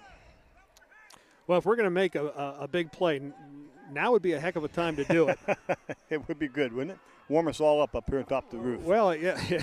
Well, it would just be nice to, like we said, that be nice to see just a little bit of life here in the Rocket football team. Just, body language and so forth is, they're just kind of lethargic. I don't want to say going through the motions, because they're not. It's just, you just can't see. Well, you don't see the fire we had the last 2 weeks. Yeah, you just don't see that fire that you need. And we need that in away games. That's why thought this game is important. Trips right for Titusville, single to the left. Brown dropping straight back to throw. Going to go deep. Got a man going deep. It's Corcoran. Corcoran's still deep. He's got the ball at the 30 and brought down to 25. Good ball by Todd Brown, and a good reception there by Brady Corcoran.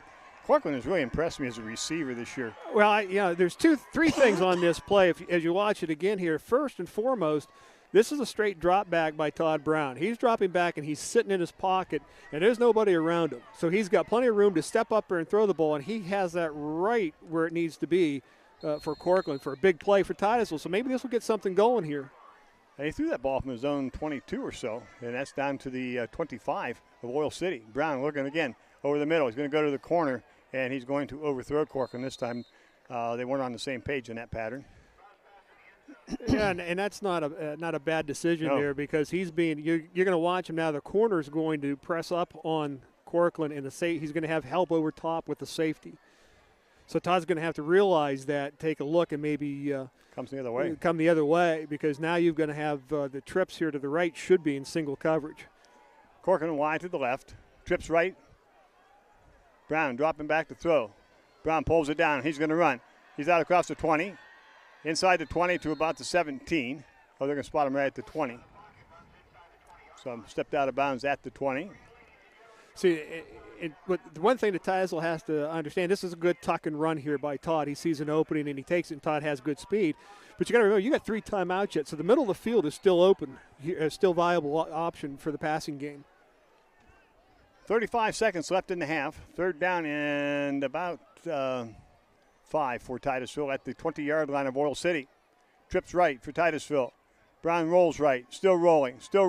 Got a man headed for the end zone, and it's McIntyre, and it's overthrown at the goal line. Brings up a 4th down now for Titusville.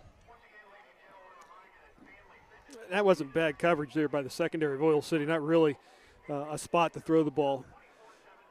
So now we've got, 4th down, and we're at the 20-yard line. We need 5 yards for a first down. Plenty of time to put this ball in. Be a big score if Titusville can cut this by a score. Titusville now will keep wideouts in tight both sides. Easton Hogue, the running back. Brown dropping back to throw, getting pressured, still dropping back. Comes to the outside, goes Cody Signs at the 5 and dropped at the 6. This is a good job here by Cody Signs. Now, Todd does a nice job. He scanned his secondary. He's looking through his receivers, going through his progressions, not panicking here, and then sees Cody here. And this is a good catch by Cody because he gets it and then gets a lick put on him. So good catch there, good concentration by Cody Signs, and it puts you well within, scoring position and plenty of time because you got 2 timeouts left yet to go. So Titusville takes the timeout here with 22.5 seconds left to go for their first real threat of the ball game, and it's amazing that we've had all this time, quarter and 90% of the second quarter even, and we decide in the last minute and 6 seconds to put this big drive on. So maybe we're going to learn something from this drive that come out second half and do some things that will be a little different. And we've talked a little bit about so far the flow of the game, and Titusville throwing the bubble screens to the wide receivers and the counters and so forth not really working well because Oil City's team speed seems to be pretty good going east and west. We've seen it here this drive going north and south, not quite as fast for some reason. You would think it would be just as good, but we've seen Brady Corkland get open down the field, and here this last play here for a first down, we see Cody Signs getting open. So give Todd time and get your routes run, and I think you can break somebody open in the secondary. Our passing game may be the way to win this ball game tonight. That's one of the things I was looking at in terms of being able to – we might be able to beat them with their defensive backs. Yeah, and the last play there, we'll get back to it here in just a second. Doubles both sides for Titusville. In motion goes Cody Signs right to left. Todd rolling to his left. Still rolling. He's got Signs in the corner. Caught. Get it in the end zone. They're going to mark it out of bounds at 1. That's a touchdown. He touched the post. He touched the post. Wow. Out of bounds at the 1. See this on the replay. This is a good throw, Todd, to his left side. No, he might have stepped out. He might have stepped out. May have stepped out of bounds. Oh, now our cameraman's mad at me. All right, second down and now timeout. Oil City. Oil City takes the timeout. 17 seconds left to go. Titusville has the ball. Second down and 1 from the 1. Second down and goal from the 1, I should say. Don't forget, Daybreak News, Monday through Friday, 6 a.m. on Stream Television, Armstrong, and the Allegheny News Talk Sports Network. And speaking of the Allegheny News Talk Sports Network, hello to everybody listening in Titusville on WTIV. Top of the hour, WTIV Titusville, WFRA Franklin. This is the Allegheny News Talk Sports Network. You're listening to Titusville Rocket Football, a product of Stream Television. 17 seconds left to go. Titusville with their first major threat. Had the ball second down and goal from the, should be second down and goal from the 1. I was thinking it should be a first down, but it was not. It was a first and goal, I believe. Yeah, it's a second goal from 1 yard line. This is where you'd like to be able to say, Mr. Oakes and Mr. Nosko, the left side of our offensive line, time to push somebody into the end zone here. Well, we'll see what happens. Todd's under center. Quarterback sneak. We'll see. No, he gives it off to Easton Hogue, and he's going to be stopped at the 1 yard line. No gain. Bring up a third down. And Titusville takes their last timeout. No, they should have one more. That's should have one more. Oil City took the timeout, the last one there. One of the things I wanted to mention back, the play to Cody Signs for the first down. The defensive end from Oil City, the left defensive end, came in virtually untouched. But if you noticed, he kind of stopped. He didn't attack Todd. He didn't want they must say get up there and let him see you, contain him. Don't let him get around you, because he just kind of put the brakes on and sat there. And I understand that philosophy, but I would think that there'd be a rush angle or so forth that you got to put some pressure on him, because if you don't pressure Todd Brown, he's going to pick you apart. Yeah. He's good enough quarterback to do that. He's reading defenses and coverages pretty well. So I understand the need and desire to contain him because he can beat you with his feet. But if you don't get pressure on him, he'll beat you with his arm too. Well, we'll see what Titus comes up with. 3rd down and goal from the 1. 10.8 seconds left here in the first half. And just by the motion of our coaching staff, this is going to be a run play, I believe, because Mr. Hancock told the official if we don't get it, timeout. Trips right for Titusville, under center. Todd Brown. Pitch it comes to Corcoran. Corcoran's right across the middle into the end zone. Touchdown, Titusville. So the Rockets put it on the scoreboard, and that's a big score for Titusville. Now we got something to work with when we go in at halftime. And that's what you have to do. At least you got something going here late in this half. And you can go back in and tell your kids, hey, okay, all right, we've got 6 or maybe 7 here if we can get the extra point. We can come back on this team. They, realistically, if you think about it, you stopped yourselves a couple of times, and we gave them a drive when we had them at 4th and 10. We just need to finish things off, whether it's offense and defense, and get yourselves right back in this ball game.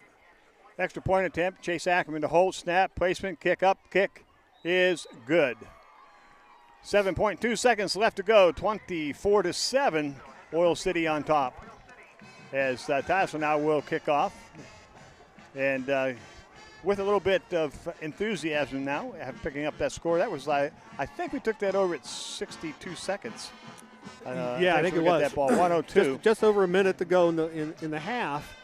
And, of course, you got the big play there, and it was an excellent pitch and catch there. Again, Todd Brown, no pass rush on him. If you let him sit back there, and the thing that you have to understand, whatever level you're looking at, whether it's pros, college, even high schools, if you give a good quarterback at any level time, your secondary can only cover for so long. And eventually somebody breaks open. And if you don't pressure the quarterback to get rid of the ball, we're talking 4 or 5 seconds, and that's the kind of time Todd's had in a lot of these throws tonight. They're going to complete them. And Todd's got a good arm on him. We've seen him throw the ball a couple of times now, 50-plus yards, and accurate. And that pass to Corcoran was about that distance. And that pass to Corcoran tonight was about that distance. So right on target. He's got an arm, and he's accurate with it. And, if you don't pressure him a little bit, he will pick you apart. 7.2 seconds to go, and Todd Brown now will tee it up to the middle of the field. They'll send Trebesic back, standing at his 7-yard line. So we need to put it in the end zone. Waiting for the whistle, we get it. Brown approaches, and he gets a squib kick. It's at the 30, taking it at the 20, picked up at the 16 now after the missed carry. And the ball carrier fumbles the ball. And I believe Oil City has it. Not that it'll make any difference because the clock's going to run out for the half. End of the first half here at Oil City High School. Oil City Oilers 24, the Titusville Rockets 7. We'll be back with halftime activities right after these messages.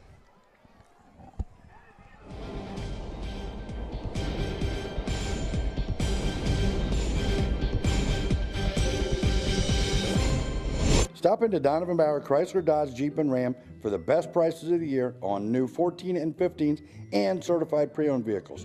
We have vehicles coming out our wazoos. Jeep Patriot and Jeep Compass up to $2,500 rebate.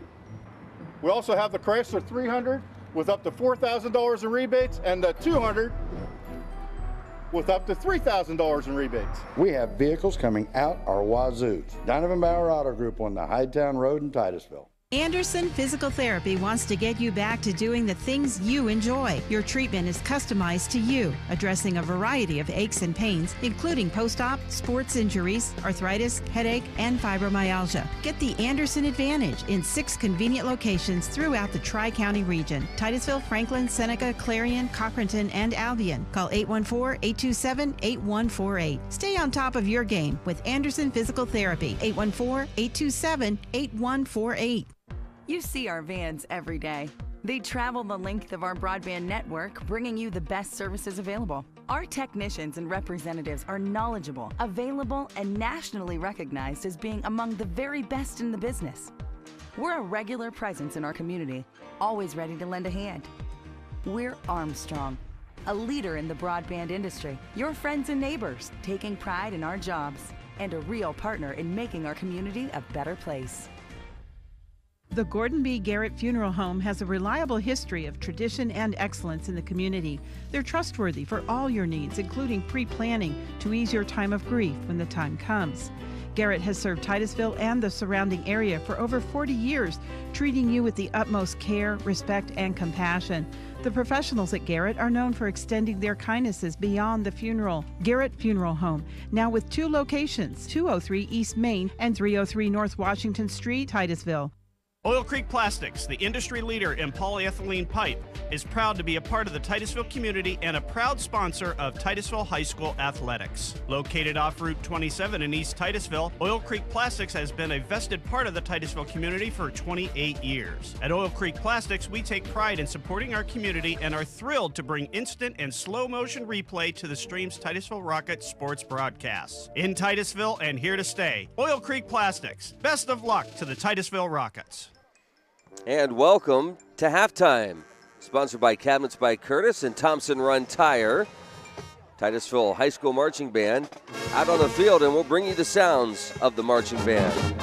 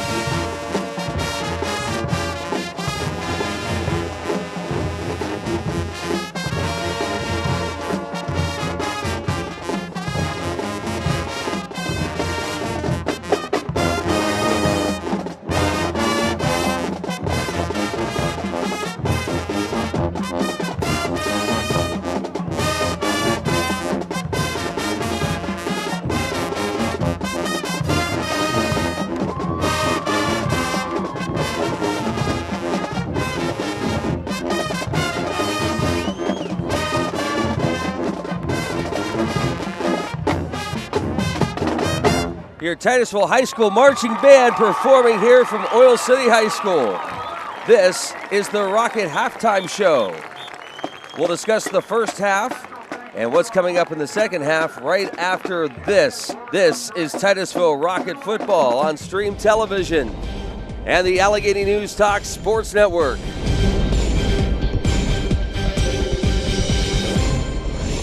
Yeah, I'm on it. Like a good neighbor, State Farm is there. You're covered, Kevin. Thanks, Melinda. Wait, I have blah blah insurance, so person, come help. Hey, Grandma. 6 callers ahead of us, Jimmy. You're not helping. Having insurance isn't the same as having State Farm. They're to help you anytime, anywhere, anyway. That's getting to a better state. Bill Eminger in Titusville is there to help you anytime, anywhere, anyway. At Sylvan Equipment in Centerville, we want to take this opportunity to salute all Titusville Rocket athletes and those who take part in any and all extracurricular activities. We recognize your hard work and dedication to your school, your community, and your family, and more important, to yourself. While you're working hard on the field or in the classroom, know that the hard-working folks at Sylvan Equipment will be there to support you every step of the way. Best of luck, Rockets, from Sylvan Equipment in Centerville. This is John Peterson from Warm Home and Hearth in Pleasantville. With 60-degree days and 40-degree nights, we all know what's coming soon. To assist you in your preparation for the cold weather, we have added several new stove lines that will give you the best selection in northwestern Pennsylvania. We now offer Harmon wood, pellet, and coal stoves manufactured right here in Pennsylvania. We have 4 models ranging from 43 to 68,000 BTU and very impressive burn displays. We also have added Yodel, America's finest cast iron wood and gas stoves. They are great heaters and add real beauty to your home. We continue to offer the full line of Lopi, Avalon, and FPX wood, pellet, wood and gas stoves, fireplaces, and fireplace inserts. We also offer Cozy King, Fire Chief, and Leisure Line wood coal furnaces and boilers. We feature 50 units to choose from and 21 you can watch burn. Yes, we are the store with more value and choices for you. Come to Warm Home and Hearth in Pleasantville. Pick out your stove, fireplace, or insert today. Yes, we have a fire burning just for you. Rocket Halftime Show brought to you by Cabinets by Curtis and Thompson Run Tire. Welcome back to Oil City High School. It is halftime here in the Rockets Trail, the Oilers 24-7. Thank you for joining us here this evening on this Friday night. And, of course, with the sounds of the loud music and the people shouting, it reminds Jim of being back at the home. But, in fact, we are here at the football game tonight. Your thoughts on the first half of play? Find my teeth for me. My thoughts are really quite simple, as you might expect. Well, I just set myself up every time I open my mouth, folks. I think what happened here is the last minute and a half is very important to Titusville. Down 24-0, Titusville got the ball with about 62, 63 seconds, somewhere like that, left on the clock at halftime, and we're able to push the ball down the floor by way of one big pass, about a 55-yarder from Brown to Corcoran. And I think the momentum was a bit has started to swing just a bit maybe towards Titusville. If we can come out, we get the ball. And if we can come out and take this first possession down and score, this is a whole new ball game. Well, I think it's definitely a whole new ball game if Titusville can score off the opening possession. This is one of the dangers you have when you win the coin toss and you take it right away in the first half. You're giving the team, the opponents, the opportunity to come out in the second half with their offense. And if you're Titusville and your coaching staff working in there in the locker room, you got to be telling you guys, hey, listen, fellas, offensively, we can move the ball on this team. We've seen that here in the first half. And here's an example here. Todd Brown pulling it off and this is what happens when you can be effective in your passing game. And you see upfield rush, and Todd breaks it. Now you see here, watch the defensive end for Oil City. He just kind of gets caught in no man's land, giving Todd time to throw. And like we talked about, you only get 3-4 seconds to cover a receiver downfield. And if you don't get to the quarterback in that amount of time, and they're not doing that right now. So, Oil City defensively is stuck with, okay, listen, they can throw the ball on us. We have to decide, how do we want Todd Brown to be attacked? Are we going to let him sit and throw the ball? Or are we going to attack upfield against them and make them try to get rid of the ball in a hurry? Either way, the biggest thing right now I think Titusville has to try to do is work off your passing game and get your ground game going in a more consistent manner in the second half. Did you get the impression the first half that on the scouting, Oil City was number one stopping the counter, and number 2, Brady Corcoran. Those seem to be the focus, and they didn't think too much about Todd Brown. Although I think they had to watch Todd after he's been running the ball so well. But I think what they're trying to do is they're trying to pick their poisons. Yes. And I think that's what Titusville's going to point out there. Because say, listen, they're not too sure how to do all of these things at once. And I think right now it's all going to be contingent on Todd Brown. How Todd reacts to what Oil City does. If Oil City rushes upfield, as we saw early in that one play, he'll break it on you, and he's going to get 5 to 7 yards. And Titusville has to understand, be patient in your ground game. You've got a whole second half to play, and you're only down 3 touchdowns here. You're not out of the game yet. So many times you hear people, they need to score to get back in this ball game. You're not out of this game yet. No. But you can't let too many opportunities pass you by now. And so I think it's contingent on if Todd Brown can handle the offense based on what Oil City tries to do with him. They're going to double team Brady Corcoran, okay, in a passing game. So they're going to have to find a way. But they had him double. They had him double down there, and he's not. And he still beat him, and he will do that. So I think Oil City's going to come out and say, hey, listen, you got to find 22 wherever he's at on the field. Know where he's at, so he's your responsibility. Because if you don't cover him, he's going to burn us. And the other thing, like I say, is how they want to play Todd Brown. Do we want to rush him and worry about him breaking containment, or do we want to give him time to throw the ball and try to coverage? And that's I'm not too sure which way's best right now. Hey, real quick, guys, some scores here. It looks like Fairview leads Franklin 21-0 at the half. Warren up over Meadville 36-26 in the second. Hickory up over Wilmington 31-0 at the half. So a couple of scores. What was that last time? Wilmington, Hickory over Wilmington. Oh, okay.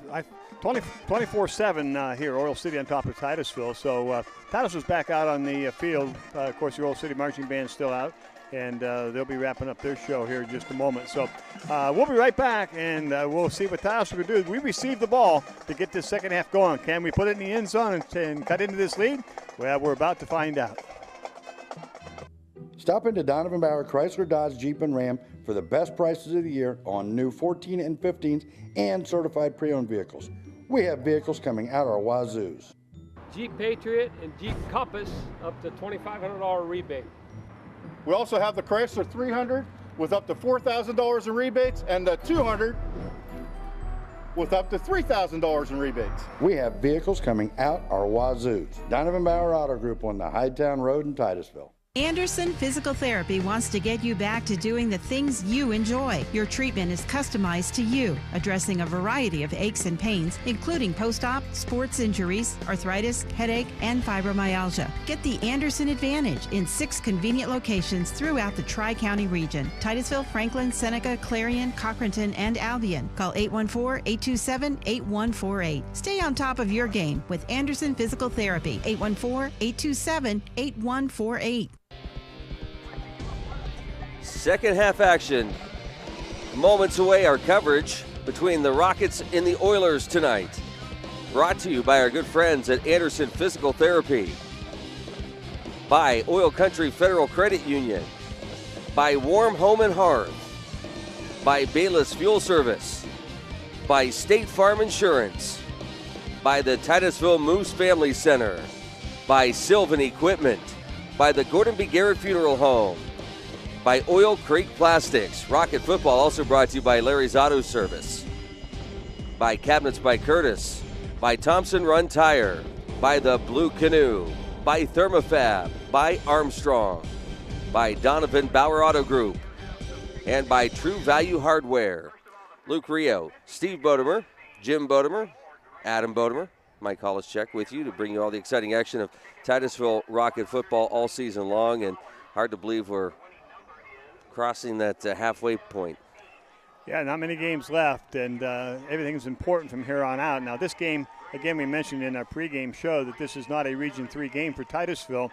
It is, however, an important game to see whether or not we can carry momentum that we've had the last couple weeks at home onto an opposing field. So, in that respect, it's going to be important for Titusville to put together a couple of good quarters here the second half, because next week we take on a very difficult opponent, and that would, of course, be the Greenville Trojans. And they're traditionally a tough ball club to play, and they are a region squad. So Titusville needs to get some momentum and get some confidence in their ability to put points on the board on somebody else's field. Yeah, they really do need to develop just even a style of play here, because like we said in the first half, they seem to be just kind of out of sorts. Just the timing's off a little bit. They're throwing balls late on the quick outs to the receivers and on the bubble screens, and the counters just don't seem to be timed up just right. So they are out of sync just a little bit here, and that's what happens to football teams when you travel a little bit.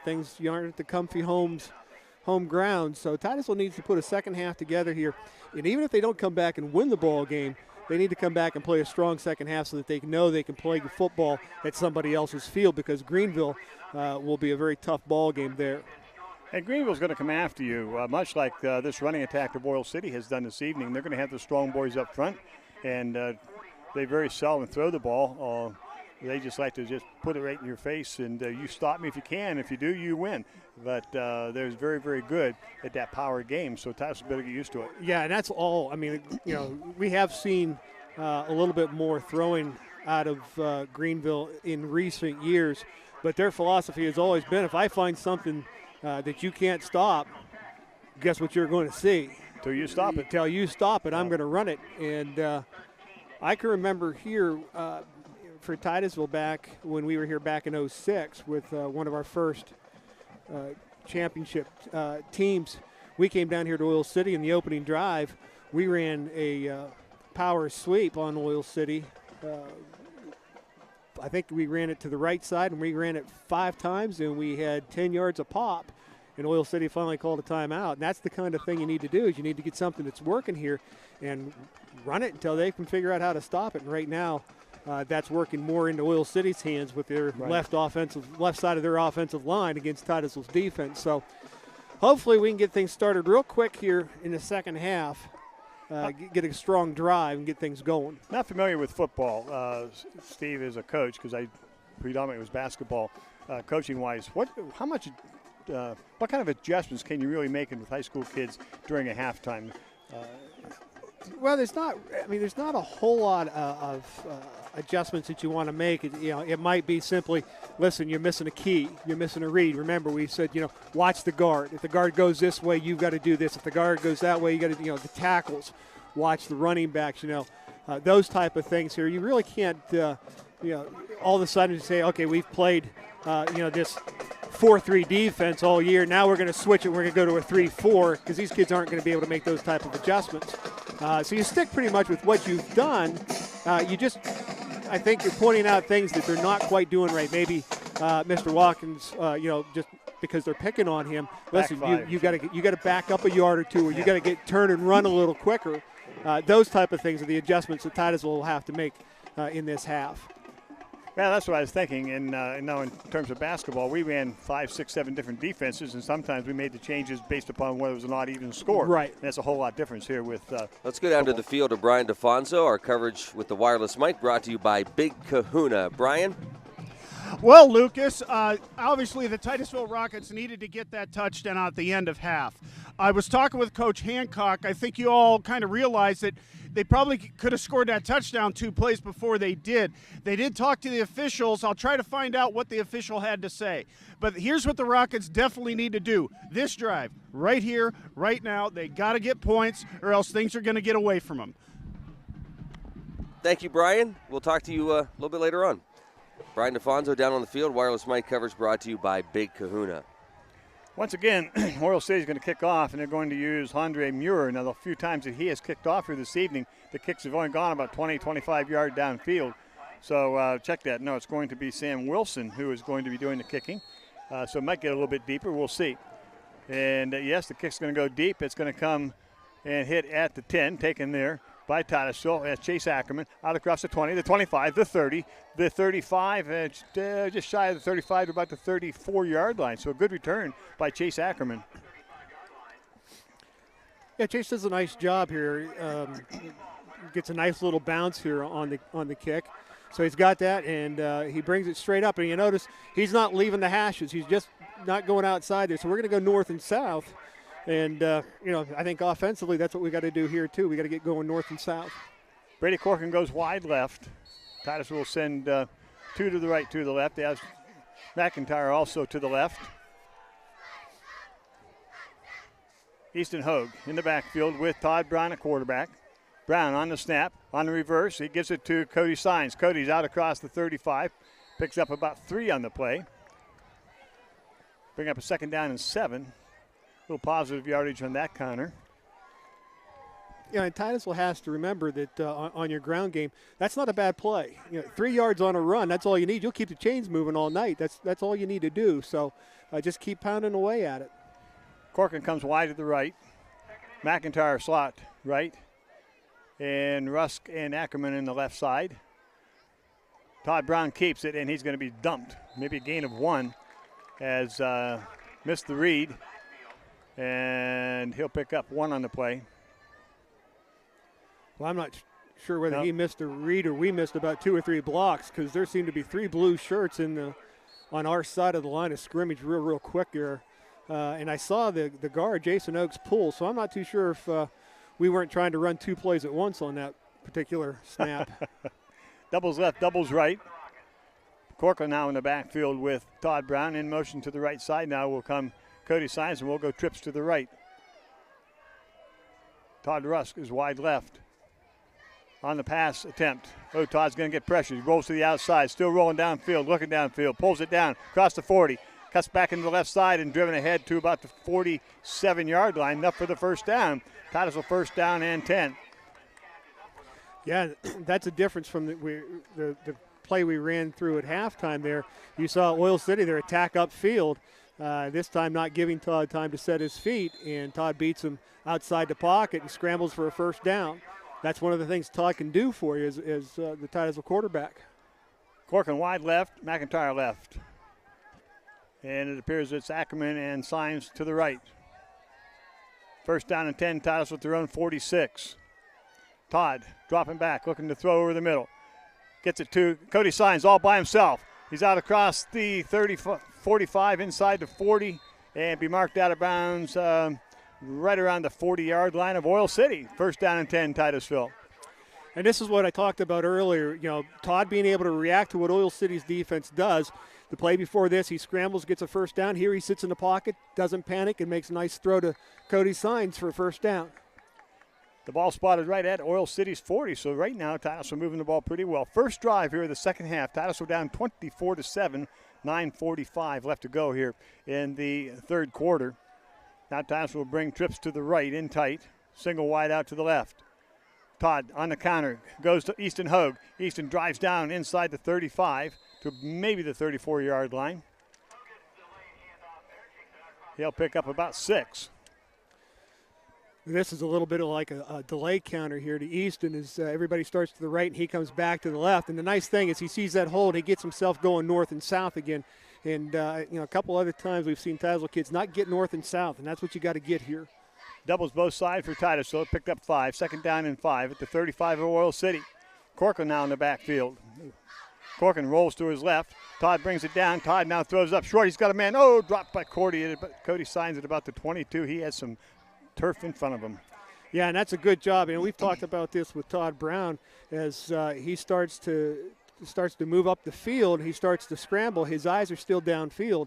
That's a ball there Cody Sines has to catch there. You just can't drop that pass. That had a potential 6 on it. Yeah, you've got to watch it into your hands. This time we'll send doubles both ways. Easton Hogue back into the backfield now. And now we're going to bring our wide outs in tight once again. 3rd down 5 for Titusville at the 35 of Oil City. Todd drops straight back, looking to throw, getting pressured. Still being pressured. Now he rolls to his right. Looks deep. He's got a man in the end zone. Get there. He can't. Overthrows McIntyre. McIntyre, check that. Corcoran got loose in the end zone, but Todd Brown overthrew him. And Todd points to his helmet and says, my fault. Boy, that came close to a potential T. Yeah, and that's, you can see Todd's really disappointed himself because Corcoran's down there all by himself. I mean, he's kind of lonely down there. He's so wide open. And Todd just an errant throw there. So, okay, you got it. You're at 4th and 5 now, and I think here you're going to see Titusville go for it because even if you kick the ball, you're not going to gain much in yardage. Titusville have doubles both sides. Now they're going to bring trips over to the right side. McIntyre, Ackerman, and Corcoran on the trips.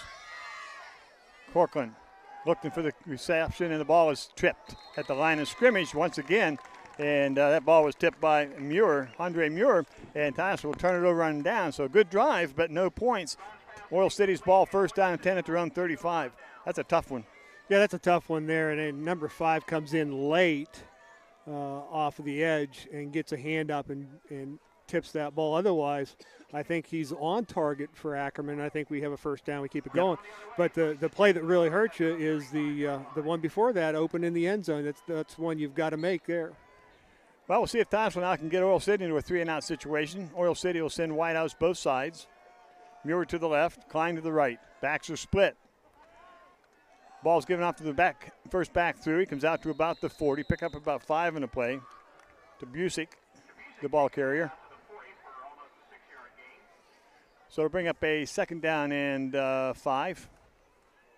And again, it's the left side of the Oil City offensive line. It's got Titusville on their heels here on this side. We need to do something to try to counteract the attacking on this side of the defense. Second down and 5. Backs once again split, singles on both sides for Oil City. McFall looking to throw. Got a man going deep. Pass is overthrown, out of bounds at about the 38. Jason Oakes with a lot of pressure in there saying hello to Mr. McFall. And that's what you got to do. You got to get pressure on the quarterbacks. I mean, this young man playing quarterback for Oil City is having a little bit of trouble here tonight as far as accuracy goes. If you get a little bit of pressure on him, maybe he's going to throw a couple of these short, and we can get an interception here, get a turnover. Cochran goes wide to the right. They put a man in the slot to the right, Oil City. Back split. And now who's going to be called? Tackle moved, we moved, and we'll see which way they call this. They might call it on Titusville. The right tackle of Oil City moved, but that might have been after Scott Fry and Jason Oakes intimidated them a bit. Nope, it's against Oil City. Okay. So that'll make it back, take it back to the 35 and bring up a third down and 10 now for Oil City. Now we need to take advantage of this, get him in a punt situation here. And this is where you want to, your front four here for Titusville, pin your ears back and go. Now, this thing's going to go in the air in all likelihood. It's your linebackers and your secondary that have to watch here. Klein wide right, Cochran slot right. Ball's getting out to Busick. Busick's out across the 40 and close to the first down, depending on the spot. And it's going to be just shy of the 45-yard line. And I believe just shy of a first down. We'll see. And this is what you wanted here. You wanted your linebackers here to be able to step up and make this play because your front four should be pinning their ears back looking for the pass play. First down and 10, so the officials say, and that'll give the ball at the 45 of Oil City. So Tabersic was able to pick up the first down. Klein goes wide to the right. Cochran again in the slot to the right. Back split. Unbalanced line left for Oil City. McFall gives the ball off to Busick. Out across the 45 to the 50 inside Titusville territory to about the 48. To Busick picking up a bunch of yards. He's only 150-pounder, 5'7", but he's getting a lot of help, as Steve has mentioned, on the left side. Yeah, everything right now is coming through the left side of the Oil City line here. Titusville's got to figure out a way. You're looking at, I think it's Nosco and Cody Signs, and then Stearns in the middle. You've got to break something up. You've got to do something to disrupt this left side. McFall fakes to the handoff, throws over the middle. The ball is caught inside the 40 of Titusville to about the 37, and that is by their tight end, Tanner Harris. And that'll be enough for a first down. So Oil City keeps the drive alive. They took over at their own 35 on a turnover by Downs on Titusville. And there again, your ground game setting up play action in your passing game. Doubles to the left now for Oil City. Back stay split. McFall gives the ball off to the first man through. It's Hartle, and he's going to be hit and dropped right about the line of scrimmage. Bring up a second down. We'll give him one on the play. Second down, 9. There's a good hit there. Again, we've seen this out of Easton Hogue a lot of times, out of that middle backer. He comes at you hard every play, and if you don't get somebody on him, he's gonna punish your running backs. Oil City will send doubles to the left.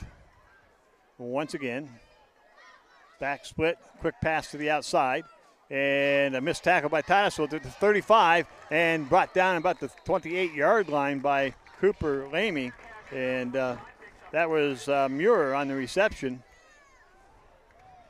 Had a chance for a loss here. Yeah, it did. I'm not sure. I think it's Chase Ackerman coming up there and trying to tackle, and I know he's coming up there. It's hard to make that tackle. It's easy to say, but tackling ankles is a tough thing to do. Go for the thighs.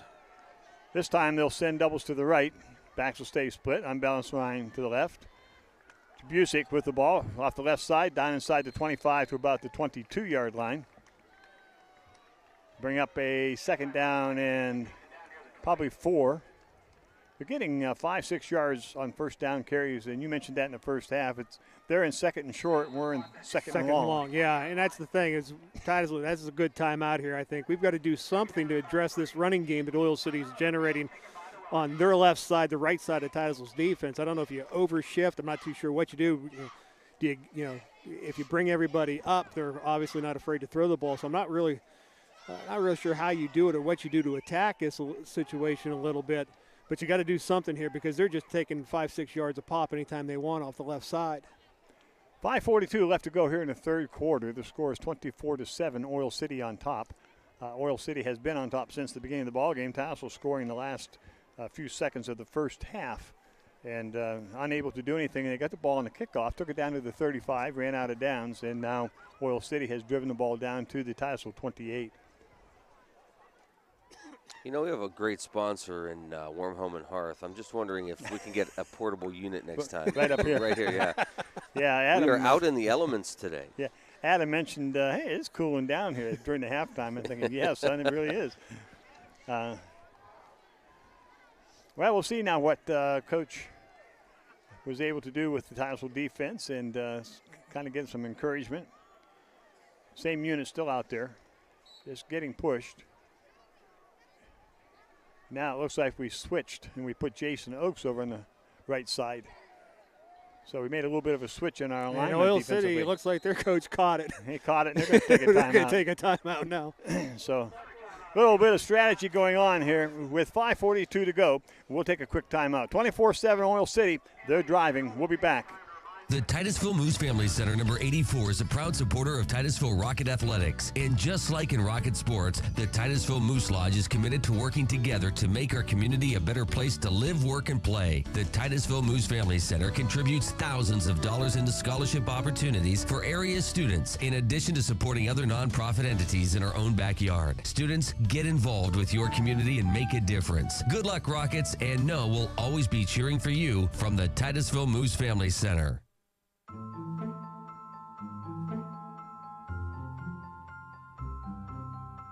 When you want brilliant color, gorgeous coverage, and an elegant finish that lasts, there's only one place to turn. Easy Care and Weatherall, made in the USA by True Value. It's not just paint, it's your personality. True Value. Start right, start here. 5:42 to go here in the third quarter. A little coaching strategy going on. Let's see who wins. McFall in the center. Back split. Man in motion to the left. Ball's given off to Busick. He comes across the 20, drives inside to the 15, out of the 14-yard line, right up almost the middle of the field, and enough for another first down. So it's going to be first down from the 14 for Oil City. And here they're going to come to the left, but they're going to break this back to the right real quick. Jason, no, it's it might have been Easton Hogue coming up there from the middle, causing it to go back in there. We're just not getting any flow. We're not getting bodies to the ball here on defense right now. Again, Oil City has control of the line of scrimmage. First down and 10, the ball at the 15-yard line. We're in the third quarter here. Oil City threatening again. Backs are split. Single to the right for Oil City. Man in the slot right. Ball's given on to the first man through. He cuts it back and down to the 10. Looks like what they're doing, Steve, is they took their time out and said, okay, as soon as you get across the line, cut back to the right away from Jason Oakes. Yeah, and Jason's made a couple of tackles here in the back-to-back plays. The trouble is he's got to come off the block and make the tackle, and they're picking up 3 to 5 yards while he's doing that. Our defensive guys have to pick up and try to chew up some more of the blockers of Oil City so that our linebackers can get a little bit quicker in their flow to the play. Second down and about 6 for Oil City. Back split. Wide out to the right. McFall sends a man in motion to the left. Ball's given off to Hartle. Hartle's going to be hit and dropped close to the 10-yard line, inside the 10 to about the 9. That's Easton Hogue again, and that's fourth or fifth time we've seen that running play to the right side. And Easton Hogue is there real quick to make a block, which leads me to believe that Oil City prefers to go left because that's their stronger offensive linemen are on the left side because we don't see that from Easton coming in well, when the play goes to the left. They scored in that play first half with Hartle to the right. But, yeah, they seem to stick to the left side. Third down, Oil City. Back split, man in motion to the left. Pitch back, it comes to the left side, and the runner is going to be brought down at the 7-yard line. Again, that's R.J. Hartle. Bring up a fourth down now. Easton Hogue's played pretty well defensively tonight. He's the one that's going to flow from the middle. You can see him coming right in here to make a tackle. So we've got it, here they're going to go for it. You need to stop them here. You don't want to give them any points at all now. Fourth down and 1 from inside the 10. Back split, quarterback sneak, and he's going to come up close, and they blew the whistle. He's towards the goal line. I thought I heard a whistle back here. Did I not hear a whistle back here around the 5-yard line or so? I thought sure I heard a whistle. They're going to spot it at 2. I don't know if there's a whistle there or not, but the initial push by Oil City didn't get the first down. The quarterback apparently didn't hear the whistle, and Titusville thought they did because they pretty much quit. First down and goal. McFall gives it off to Trabusik, and Trabusic's in from the left side. Touchdown. Well, I might not have heard it either. I hear things all the time, but I just thought I heard a whistle at the initial surge there, and I didn't think he had the first down. Therefore, I thought Titusville was going to take it over, but not so, as Oil City takes it in from 1 out on a first down and goal from the 1. So Oil City puts the points on the board here in the third quarter, and now they'll attempt the extra point.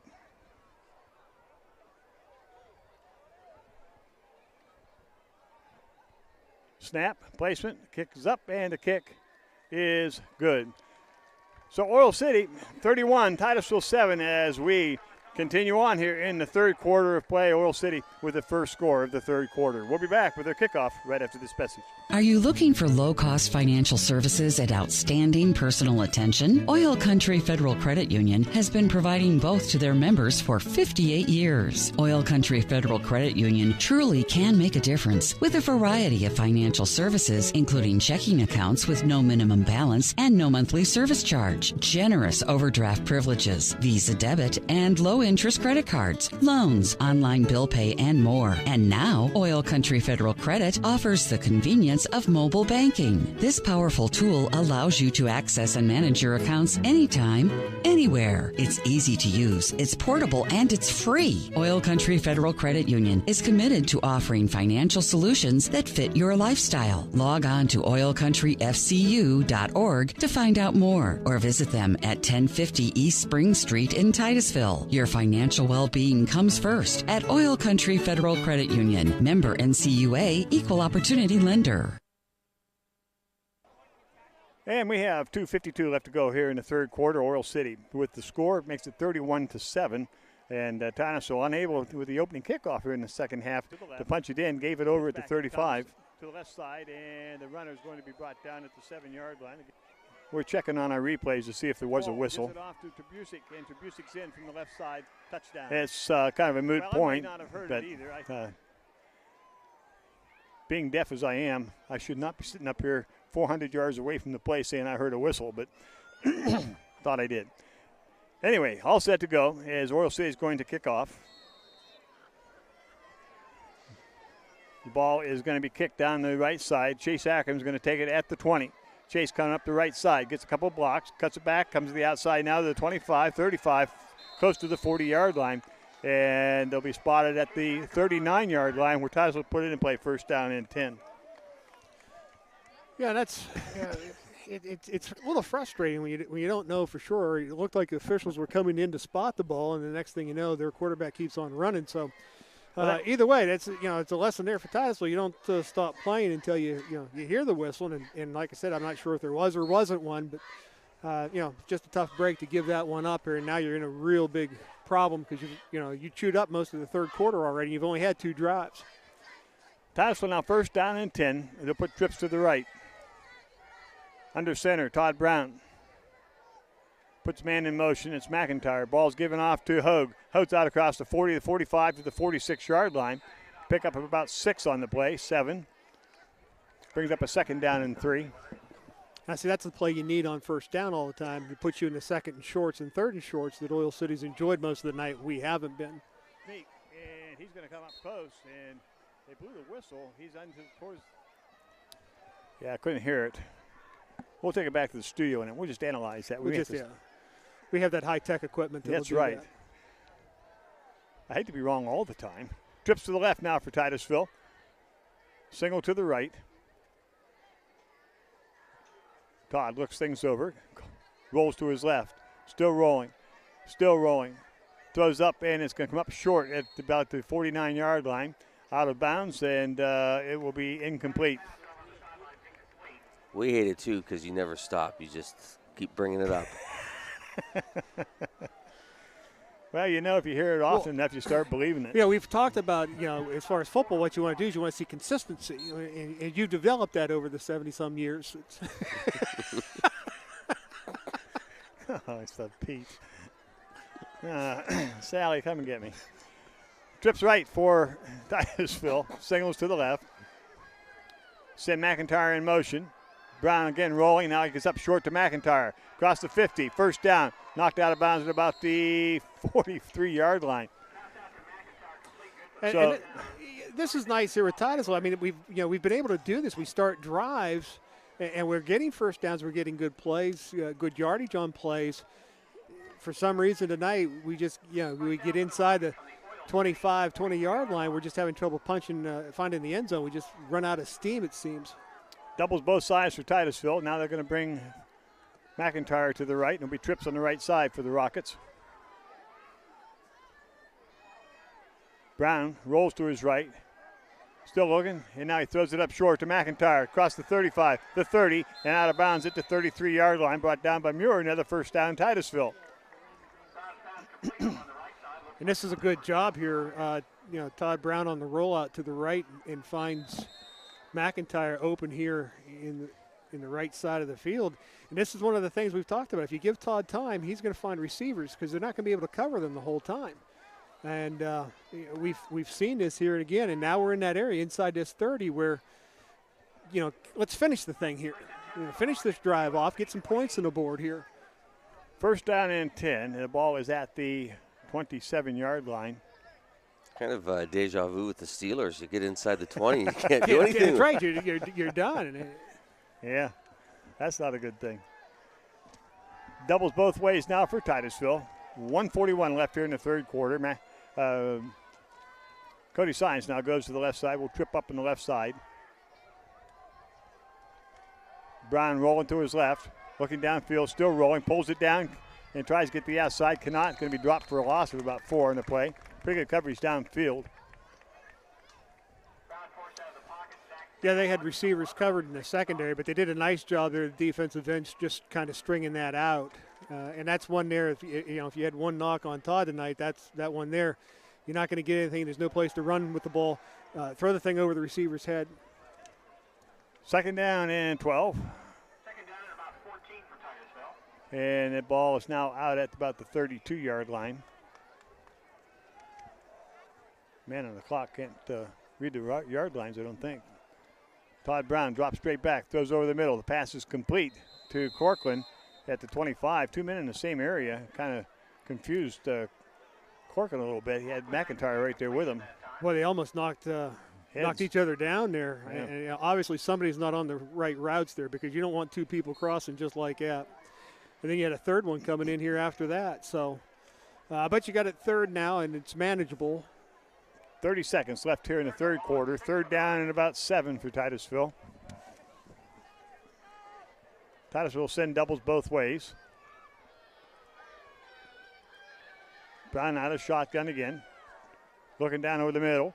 Now he pulls it down. He's going to run. He's at the 20. Cuts to the outside at the 15. Drives inside the 15 to about the 14. Be a first down, Titusville. Man, it's a good job by Todd to pull that down. And the one thing I liked about this one, he makes the first tackler miss coming up here as he breaks through the line of scrimmage. He's going to make this one miss, and then instead of messing around, we just drop the shoulders and get what we can out of it. So that's a good play by Todd. 6 seconds left in the quarter. Trips to the right. Brown rolling to his right. Still rolling. Good cut block by Titusville. Rolling, looking to the end zone. Touchdown, Titusville to McIntyre. Skylar McIntyre receives the pass from Todd Brown, and Titusville puts 7 on the board. That's a big play for Titusville. That's a big play, and like I say, even if you don't win this ball game, you got to finish this thing strong going into next week. And this is an excellent throw by Todd. You see McIntyre makes his break to the right, and Todd's right there with the ball, and it's right there. A good throw, good catch there for Titusville. No time left on the clock, but they'll attempt the extra point here before they start the fourth quarter. 31-13, Oil City on top with the extra point coming for Titusville. Ackerman will hold. Todd Brown will do the kicking.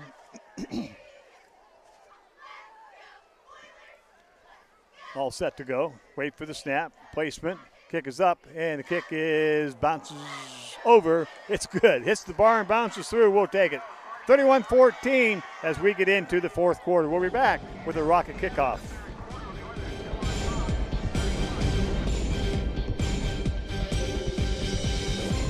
Titusville Moose Family Center number 84 is a proud supporter of Titusville Rocket Athletics. And just like in Rocket Sports, the Titusville Moose Lodge is committed to working together to make our community a better place to live, work, and play. The Titusville Moose Family Center contributes thousands of dollars into scholarship opportunities for area students, in addition to supporting other nonprofit entities in our own backyard. Students, get involved with your community and make a difference. Good luck, Rockets, and know we'll always be cheering for you from the Titusville Moose Family Center. At Sylvan Equipment in Centerville, we want to take this opportunity to salute all Titusville Rocket athletes and those who take part in any and all extracurricular activities. We recognize your hard work and dedication to your school, your community, and your family, and more important, to yourself. While you're working hard on the field or in the classroom, know that the hard-working folks at Sylvan Equipment will be there to support you every step of the way. Best of luck, Rockets, from Sylvan Equipment in Centerville.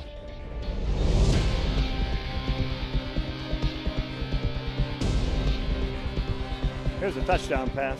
And that's a good, I mean, he's right on target with that ball. That's a good thrown ball right there. He'll pick you apart, as you've mentioned several times. You give him enough time to do it, and he's capable. Now we're moving on I'm not sure what's going on. We're waiting for a football, and the officials got a conversation going on the far side of the field. There's 12 minutes left to go here in the ball game. And I guess they just wanted to see who's buying supper after the game. As they bring the ball across now for Todd, we'll tee it up to the 40. Titusville's down 31-14 with 12 minutes to go.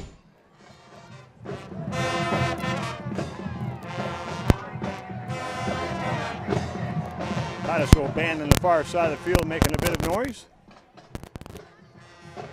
All set to go. Todd has it teed up. Busick standing back at about his 5. Good kick. It's going to hit at the 25, roll to the 20, picked up there at the 20. Going across the right side and going to bring it out across the 30, the 32-yard line before he's brought down. Not a bad run back out there by that ball carrier. For, let me get his numbers. See, 36, I believe it is. I know he's on a program. Dupree was the ball carrier for Oil City. So it's a good run back, but I see a lot of arms reaching at the tackler. Yeah. You can't arm tackle. You got to get down there and get a shoulder into people. One of the things in football that can turn the tide of things, that can really help things go, is getting a good hard lick on somebody. that can help turn the momentum your way too. And we just aren't seeing that out of Titusville tonight. Jack Russell now in at quarterback for Oil City. 5'11", 255, back split. Russell gives it off to the first man through. He's hit and dropped. There's the hit you want to see. That was to Busick, and somebody said hello to him right at the line of scrimmage. That's Easton Hogue. Yeah, and Easton Hogue is the one guy on our defense that consistently can do this. He'll rattle your teeth a little bit. Did in that play. Brings up a 2nd down and 10. No gain in the play. The ball's still at the 32. Klein will come wide to the right. Backs will be split. Have a man in the wing right. Strong side left for Oil City. Looking to throw quickly over the middle. The pass is completed to 40 to Klein, out to the 42. And that'll bring up enough, I believe, enough yardage for the first down. Yeah, and this is second or third time tonight we've seen this quick slant pattern. Corners letting the receivers come right across their face on that. You got to kind of press up on this a little bit. Titusville's in the position now where you're going to have to gamble a little bit here. You need to create a turnover. Backs again split. Wide out to the left for Oil City. Straight ahead. Quarterback sneak. 255-pound quarterback takes it across the 45 to the 46-yard line. And that's just power football. One of the things that's interesting here, their quarterback in the first half, or up until tonight, was running as a slot back, as a 255-pound slot back. That's an extra guard on your offensive line. Klein go wide to the left. And they have man in the slot left, back split again.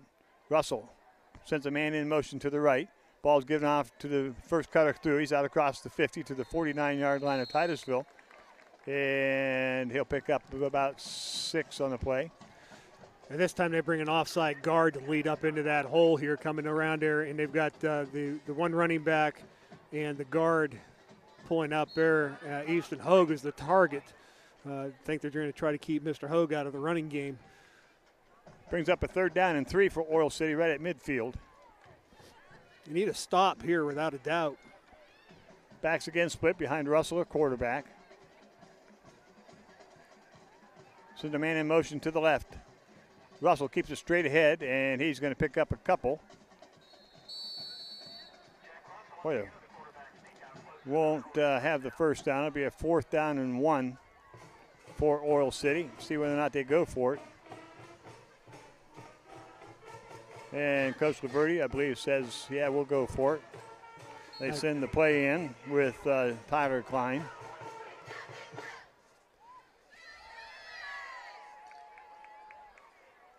And we'll see now with a 4th down and 1 what Mr. Russell has been told to do. Go straight ahead. And I guess second effort, he's going to break through. He's at the 35, the 30, the 20.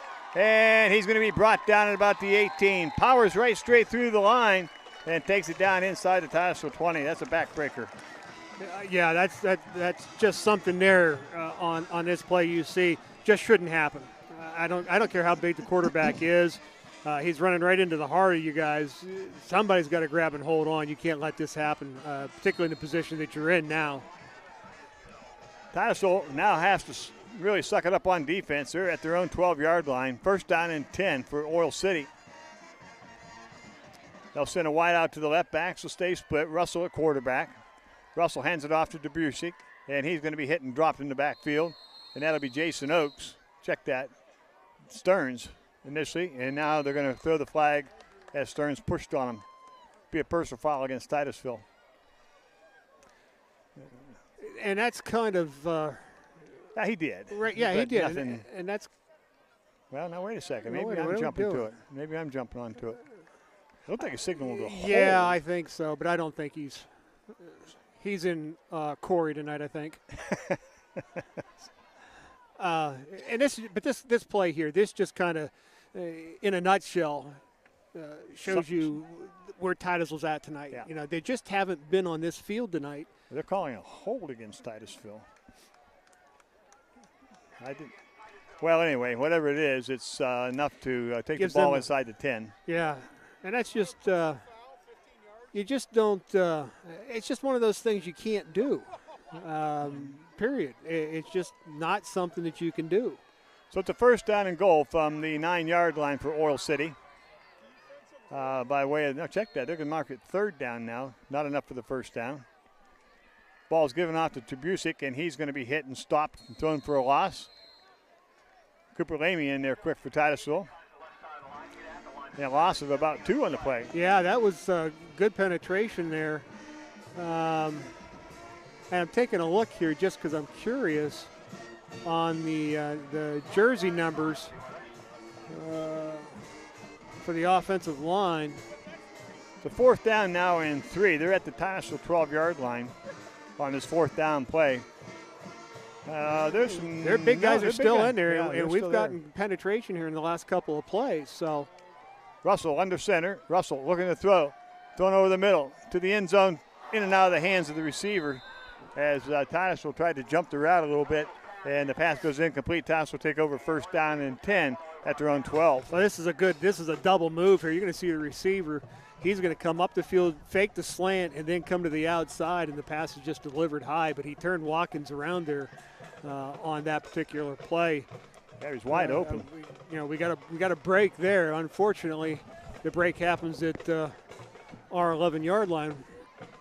Well, we got to put a big one together here. 7:48 to go. We haven't had that big play yet tonight. We had the 50-yarder. I guess that was considered a big play, but we've got to get something going. Whitehouse both ways for Titusville. You got to prove to yourself now that you're not, that you can play here.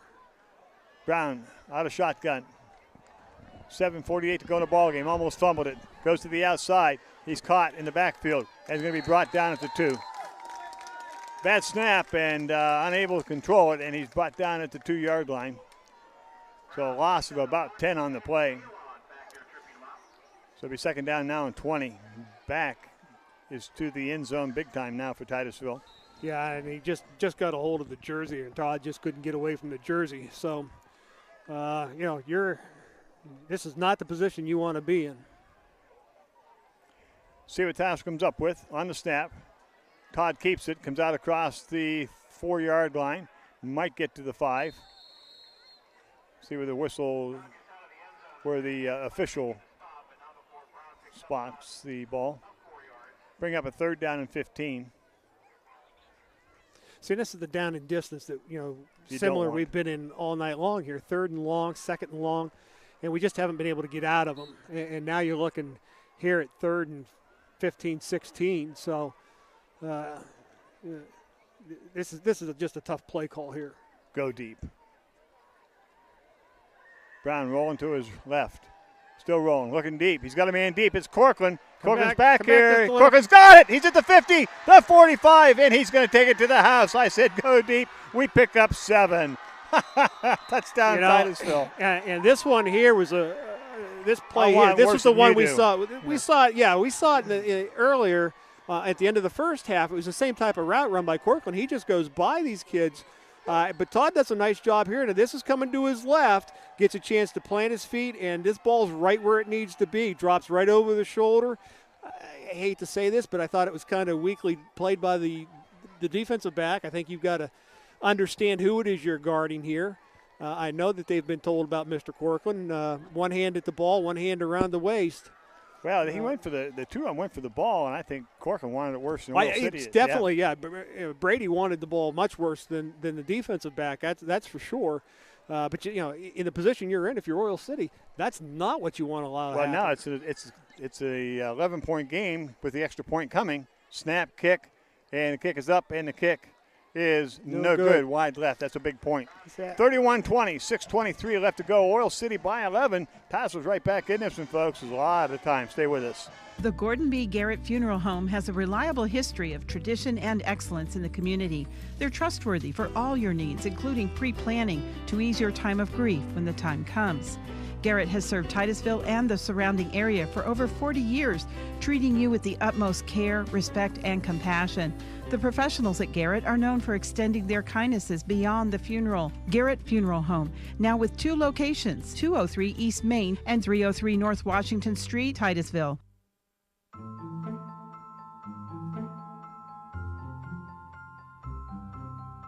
When you want brilliant color,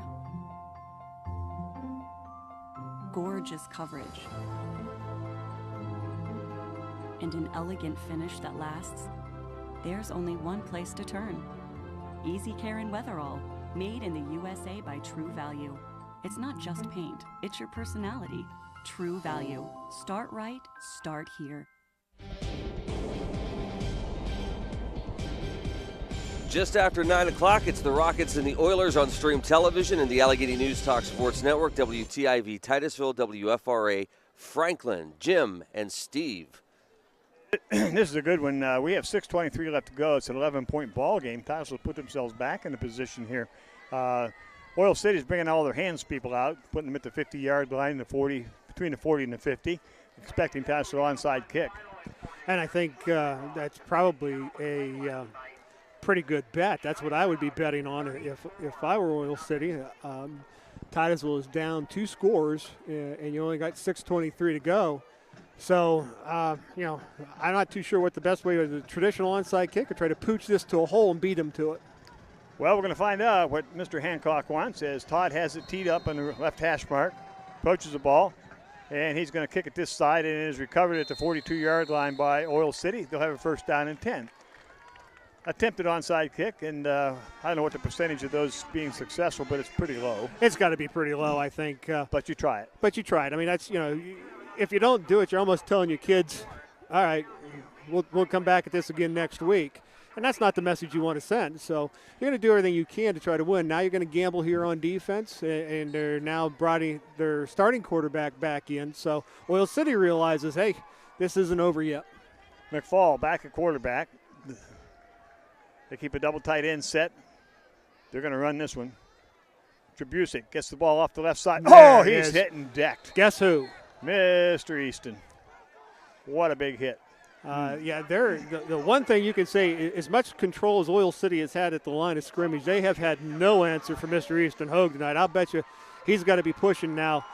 Double digits. 14, 15 tackles. I mean, and they're not, I mean, they're good. Yeah, he's hitting people. He's rattling the teeth. That's what you want to see. Second down and 11. Again, double tight end. One man in the wing left. Giving off to the second man through. Comes across the right side, and he's going to bring it out to the 48-yard line. Close to the 50, maybe inside the 50 on the spot. Bring up a third down and short. Mike Watkins in the tackle. Yeah, and they collapsed the left side of the defense on this play. The offensive line does a nice job of blocking it. And Titusville is going to take a timeout here. Need to talk about this. This is one you definitely want to stop here. 5:29 left to go, third quarter, 31-20. Oil City, and Titusville takes the timeout to talk things over. What we need to do here is we need to come up with a play here. I got a suspicion that if we stop here, they'll punt because they want to get this ball down as deep into Titusville territory as they can. Yeah, I think if you hold them here, they're going to punt the ball unless they have no faith at all in their punting game. And I don't know. They haven't had to really punt the ball other than I think maybe once tonight. Yeah. But, if Titusville's defense can stop them here, I would venture Oil City's going to punt the ball, if for no other reason, have Titusville use more time to get the ball down the field. And I'm sure he'll talk to his corners and his safeties. We're going to play back a little bit, keep the guys in front of you. So big down here for Titusville. Of course, if you remember the Grove City game, it was like this. It was just like this. We'll see. Oil City out over the ball, third down and short. McFall under quarterback. Titusville jumps. It's just see, and I'm not too sure because we've seen this before. I was just going to say the same thing. And they didn't call it. They don't call it. And if he doesn't make contact, I'm not sure, 100% sure what the rule is on this. I don't think they are either. We've seen this, like I said. Well, obviously not, because we've seen teams jump before in the we've neutral done it zone. tonight. Yeah, and it's not been called.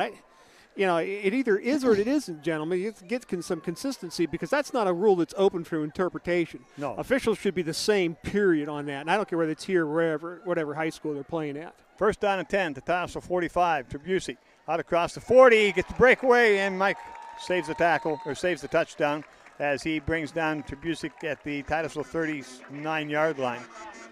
Yeah, that penalty could be big. Yeah, that's just and that's there again a sign of the way the way Titusville's been tonight. Just doesn't seem like you're just there 100%, or mentally you make a mistake, or you don't meet your you're not reading your keys. Something. It's been at Titusville's side all night tonight. Titusville now will have to come up with a big stop. First down and 10, Oil City, Titusville 34. Back split. McFall under center. Gives it off to the first man coming across the right side. Once again, it's R.J. Hartle inside the 30 to the 28-yard line of Titusville. Once again, Mike up to make the tackle. Watkins. Yeah, and this big first down. It looks like the Oil City offensive line on the right side is just collapsing. They're coming in with a slot back just off the offensive line there is helping push that line, push them all into the center of the field. It's giving them awful lot of running room. 4:25 left to go in the ball game. Titusville down by 11. McFall now is going to take some time. Watching the official, get as much time off the clock as possible here. They don't need to score. The clock is their biggest enemy right now. Pitch comes to Trubusik. He's out across the 25. Inside the 25 to about the 20-yard line of Titusville, enough for another Oil City first down. And you noticed here with the last 3 or 4 plays where the Oil City is running. Everything now is going wide. They're not taking anything into the middle. Everything's going to the wide, and they've got extra blockers. So everything's collapsing the defense into the middle to give the wide running lanes. We just have to find some way here. Somebody's going to have to step up here and make a play real quick. First down and 10. Watch the railing. You come up to get me. Usually it's there to prevent somebody from falling. Yeah, game's so bad I'm going to jump off the side here. Ball's given off to R.J. Hartle. Drives across the right side once again, and he's going to be brought down to 16. Pick up of about 6 on the play. 3:24 now. And Titusville walking slowly here this evening at this point in time. So it'll be a second down and 6 for Oil City. The ball spotted at the 16. 31-20, Oil City by 11. Threatening again here with 2:59 left to go in the ball game. Running as much clock again as they can. McFall under center to Busick, and he breaks one tackle, but is going to be hit and drop back. That was Jason Oakes in there first. That's good penetration up front there by Jason. And we've seen it a couple of times out of Jason tonight and some other kids up front. And it's a good team tackle here. Jason slows him down, and you get a lot of white jerseys here at the end of the play. Unfortunately, it's just a little too late for Titusville. These are plays that you wanted to see the defense coming in and making early in the game, and we just didn't make them. Weren't getting it done. 2:19 left in the ball game. Third down and 5, and 4 down territory now for Oil City. Back split once again. Wing to the right for Oil City. McFall under center. Pitch out comes to Busick. Cuts it back inside across the 15, the 10, the 5, and brought down at about the 4-yard line. And they'll spot it. It'll be enough for a first down. It'll be first and goal now for Oil City. So it's kind of a moot point right now. Yeah, and there's 1:54 to go. Yeah, we're just getting pushed around now. You hate to say it, but it looks like the fight's all out of Titusville tonight, at least at this point of the ball game, because we're just getting shoved around now. So you have 1:43 to go in the ball game. First and goal, Oil City. See what they choose to do here. Titusville came back. They were down 24-7 at halftime. It's now 31-20, Oil City. But that opening drive really is looming big now. McFall. They moved early. And the first man through is going to be hit and dropped. It's Fry, the first man in there to make the hit. Patterson's the ball carrier, new ball carrier for Oil City. And there'll be a loss on the play. The ball's brought out to the 7. 1 minute left to go in the ball game. And it might be victory time here for Oil City. We'll see what Mr. Laverty wants to do with his ball club here with 50 seconds left in the game, leading by 11. And it's going to be victory time. They're going to come out and take a knee. That's what I would do.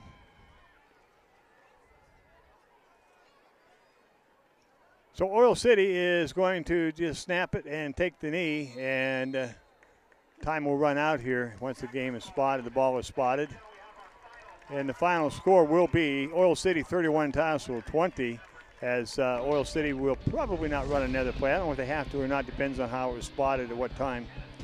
And I guess they're calling them back into to the line of scrimmage.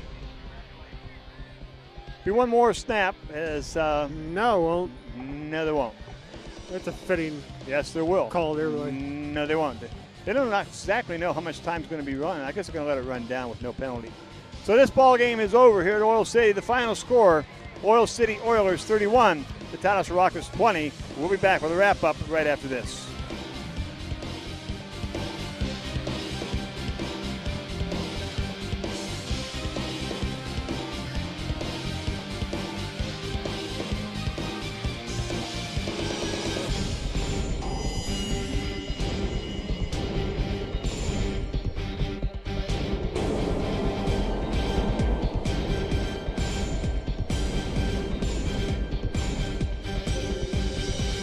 Oil Creek Plastics, the industry leader in polyethylene pipe, is proud to be a part of the Titusville community and a proud sponsor of Titusville High School athletics. Located off Route 27 in East Titusville, Oil Creek Plastics has been a vested part of the Titusville community for 28 years. At Oil Creek Plastics, we take pride in supporting our community and are thrilled to bring instant and slow motion replay to the stream's Titusville Rockets sports broadcasts. In Titusville and here to stay, Oil Creek Plastics. Best of luck to the Titusville Rockets. Are you looking for low-cost financial services at outstanding personal attention? Oil Country Federal Credit Union has been providing both to their members for 58 years. Oil Country Federal Credit Union truly can make a difference with a variety of financial services, including checking accounts with no minimum balance and no monthly service charge, generous overdraft privileges, Visa debit, and low-interest credit cards, loans, online bill pay, and more. And now, Oil Country Federal Credit offers the convenience of mobile banking. This powerful tool allows you to access and manage your accounts anytime,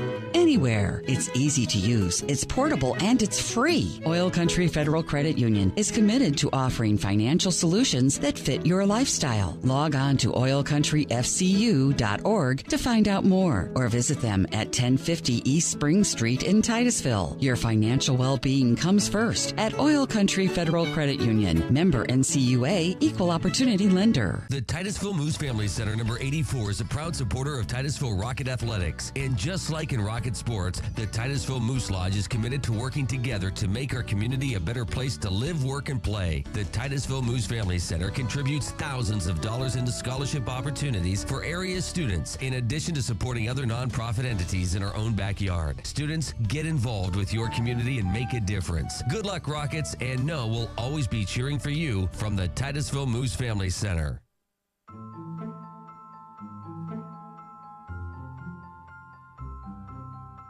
When you want brilliant color, gorgeous coverage, and an elegant finish that lasts, there's only one place to turn. Easy Care and Weatherall, made in the USA by True Value. It's not just paint, it's your personality. True Value. Start right, start here. I'm sorry. Yeah, I'm on it. Like a good neighbor, State Farm is there. You're covered, Kevin. Thanks, Melinda. Wait, I have blah blah insurance, so person, come help. Hey, Grandma. 6 callers ahead of us, Jimmy. You're not helping. Having insurance isn't the same as having State Farm. There to help you anytime, anywhere, anyway. That's getting to a better state. Bill Eminger in Titusville is there to help you anytime, anywhere, anyway.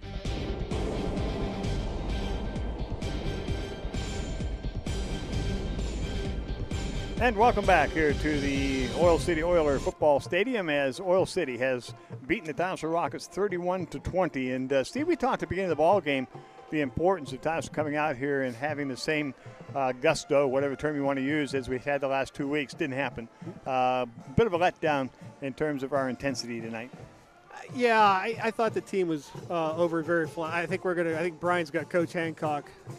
We'll go back. We can get his eye up here. We'll go down the field here in a second. We stood up here just so he was able to see us, and he's not there. Yeah, it's pretty dark. We're back behind the lights here, and we'll try to get Brian's attention down. He's going to talk with Coach Tom Hancock here in a second, and so we'll send it down to Brian on the field. So, Brian, go ahead. All right, folks, we're here with Coach Tom Hancock. Coach, 31-20 loss tonight. Again, I heard you talking to the team. A couple of things that I was going to bring up. Had trouble getting off the field at times on third downs, and they got some long drives. And I think maybe them eating the clock kind of had effect on you. Oh yeah, absolutely. They know how to control a clock too. It's just that, when we're faced with third and long routinely, and you let them get it, it's going to happen. And, that's when you got to step up and show character and those kinds of things. And I know the kids have it. We've shown it. We were sporadic tonight, and you can't be sporadic. Now, Coach, I know one of their big plays tonight was a halfback pass. Their number 10 come in. He usually lines up on end. I'm sure that's something that you saw in the scouting report. It looks like the guys are all bunched up at the line of scrimmage on that play. Yeah, we saw it. We said you got to watch double pass. You got to watch these things. We ran it, in scout offense all week, and obviously when you get on the field, the nerves, those kinds of things. They did exactly what, other teams that have bid on it, that happened. Yeah, I can understand where you're coming from, Coach. But the one positive I want to bring out of this whole thing, in the first half, it looks like that Oil City was going to provide some matchup problems, in terms of receivers. But again, I think as the game went on, you guys got much better job of keeping that under control. Sure, we made a few adjustments, and we want our younger kids to grow, and Michael did a nice job on getting back on covering and didn't hang his head, but. It's just sometimes there are physical matchups. We wanted to switch up, and we did that. But, it's a disappointing loss. This is one that, if you wanted to look at homecoming, this was one I really wanted, and the rest of the staff. And, sometimes we want it, sometimes more than kids, I guess. Yeah, I can certainly understand that, Coach. You got two big games coming up next week. I imagine the focus this week is got to be keeping the guys up. Yeah, it doesn't get any easier from here. You got Greenville and Hickory and then Maplewood. So, we definitely have to keep them up. We'll regroup. It stings a little bit. We'll lick our wounds and get back at it. Okay, Coach, thank you very much for your time. Titusville Rockets come up on the short end of a 31-20 score tonight, gentlemen. I agree with Coach Tom Hancock. There were times during the game where the Rockets performed really well. But ultimately, I thought it was the Oil City running game and their capability to keep running the clock that proved the difference in this game. And as Coach Hancock alluded to, and I alluded to, it's not going to get any better in terms of easiness for the next 2 weeks. You're talking about two of the best teams in the conference. The Rockets have got to stay up and be able to go out there and give it their best effort. This is it from the field, guys. Thank you very much. Even though the Titusville did not come on a win tonight, having a lot of fun. We'll see you guys next week. All righty, thank you, Brian, very much. Our wireless mic coverage brought to you by Big Kahuna this week. A big thanks to them for sponsoring our wireless mic coverage. Final thoughts, guys, and we got the Corky's Pizza Family Video Player of the Game. Well, I think Tom Hancock said it pretty well. Disappointment, too sporadic, and not able to get off the field when we needed to, and just didn't get the job done. Yeah, I think tonight what you saw wasn't so much a Titusville football team outplaying another football team. What you saw, I think, was at times our athletes getting the better of their athletes. And I think that was the problem. I think that's where the sporadicness comes from. Yeah. Todd Brown, Brady Corkland, Easton Hogue tonight, at times were the better athletes than what we had, than what Oil City had on the field. Unfortunately, team-wise, Oil City had more to offer than what we could handle.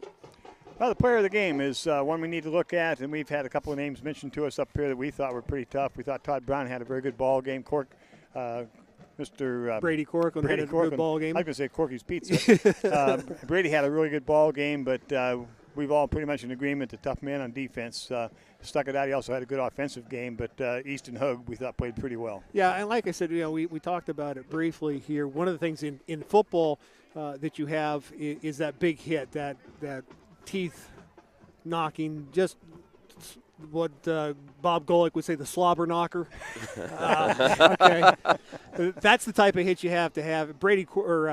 Easton Hogue, when he hits you, you're going down. Yeah. He comes at you hard, he comes at you fast, and he hits you with his shoulders. And we thought he did. At least I thought he had an excellent ball game tonight out of the middle linebacker position, making tackles like that. So Easton Hogue is our player of the game tonight. Corky's Pizza, Family Video Player of the Game. Congratulations. This is the Blue Canoe True Value post-game show. We're on to next week on the road one more time this season and then home for 2. Tough one next week. Greenville's going to come at you just like Oil City, probably a lot stronger in their offensive game. So coaching staff's got a lot to do to get these kids up and ready to go against the Trojans. Yeah, I think I think if we play this way against Greenville, it could get to be a really ugly football game. Titusville you need to put this one behind us. Like I said, it's a non-region game, so it doesn't hurt you. But you're going to have to come back fired up and ready to go because Greenville will put you on your backs real quick. All righty, guys. Thank you so much, as always, for Mike Hollischek, Adam Bodemer, Steve Bodemer, Jim Bodemer. I'm Luke Rio. This has been Titusville Rocket Football on the stream. And, again, the final here from Oil City. Of course, Oil City beating our Titusville Rockets. For Missy back at the station on WTIV, a big thanks to her. This has been Titusville Rocket Football on Stream Television and the Allegheny News Talk Sports Network. We are the leader in Titusville Rocket sports coverage. And our sponsors, a big thanks to them. Please support these wonderful people. All season long, our Rocket football coverage brought to you by Anderson Physical Therapy, by Oil Country Federal Credit Union, by Warm Home and Hearth, by Bayless Fuel, by State Farm Insurance, by the Titusville Moose Family Center, by Sylvan Equipment, by the Gordon B. Garrett Funeral Home, by Oil Creek Plastics. Rocket football also brought to you by Larry's Auto Service, by Cabinets by Curtis, by Thompson Run Tire, by the Blue Canoe, by Thermofab, by Armstrong, by Donovan and Bauer Auto Group, by True Value Hardware. This webcast is copyrighted by Lightning Strike Productions and the Titusville Area School District for the private use of our audience. Any other use of this webcast without consent is prohibited.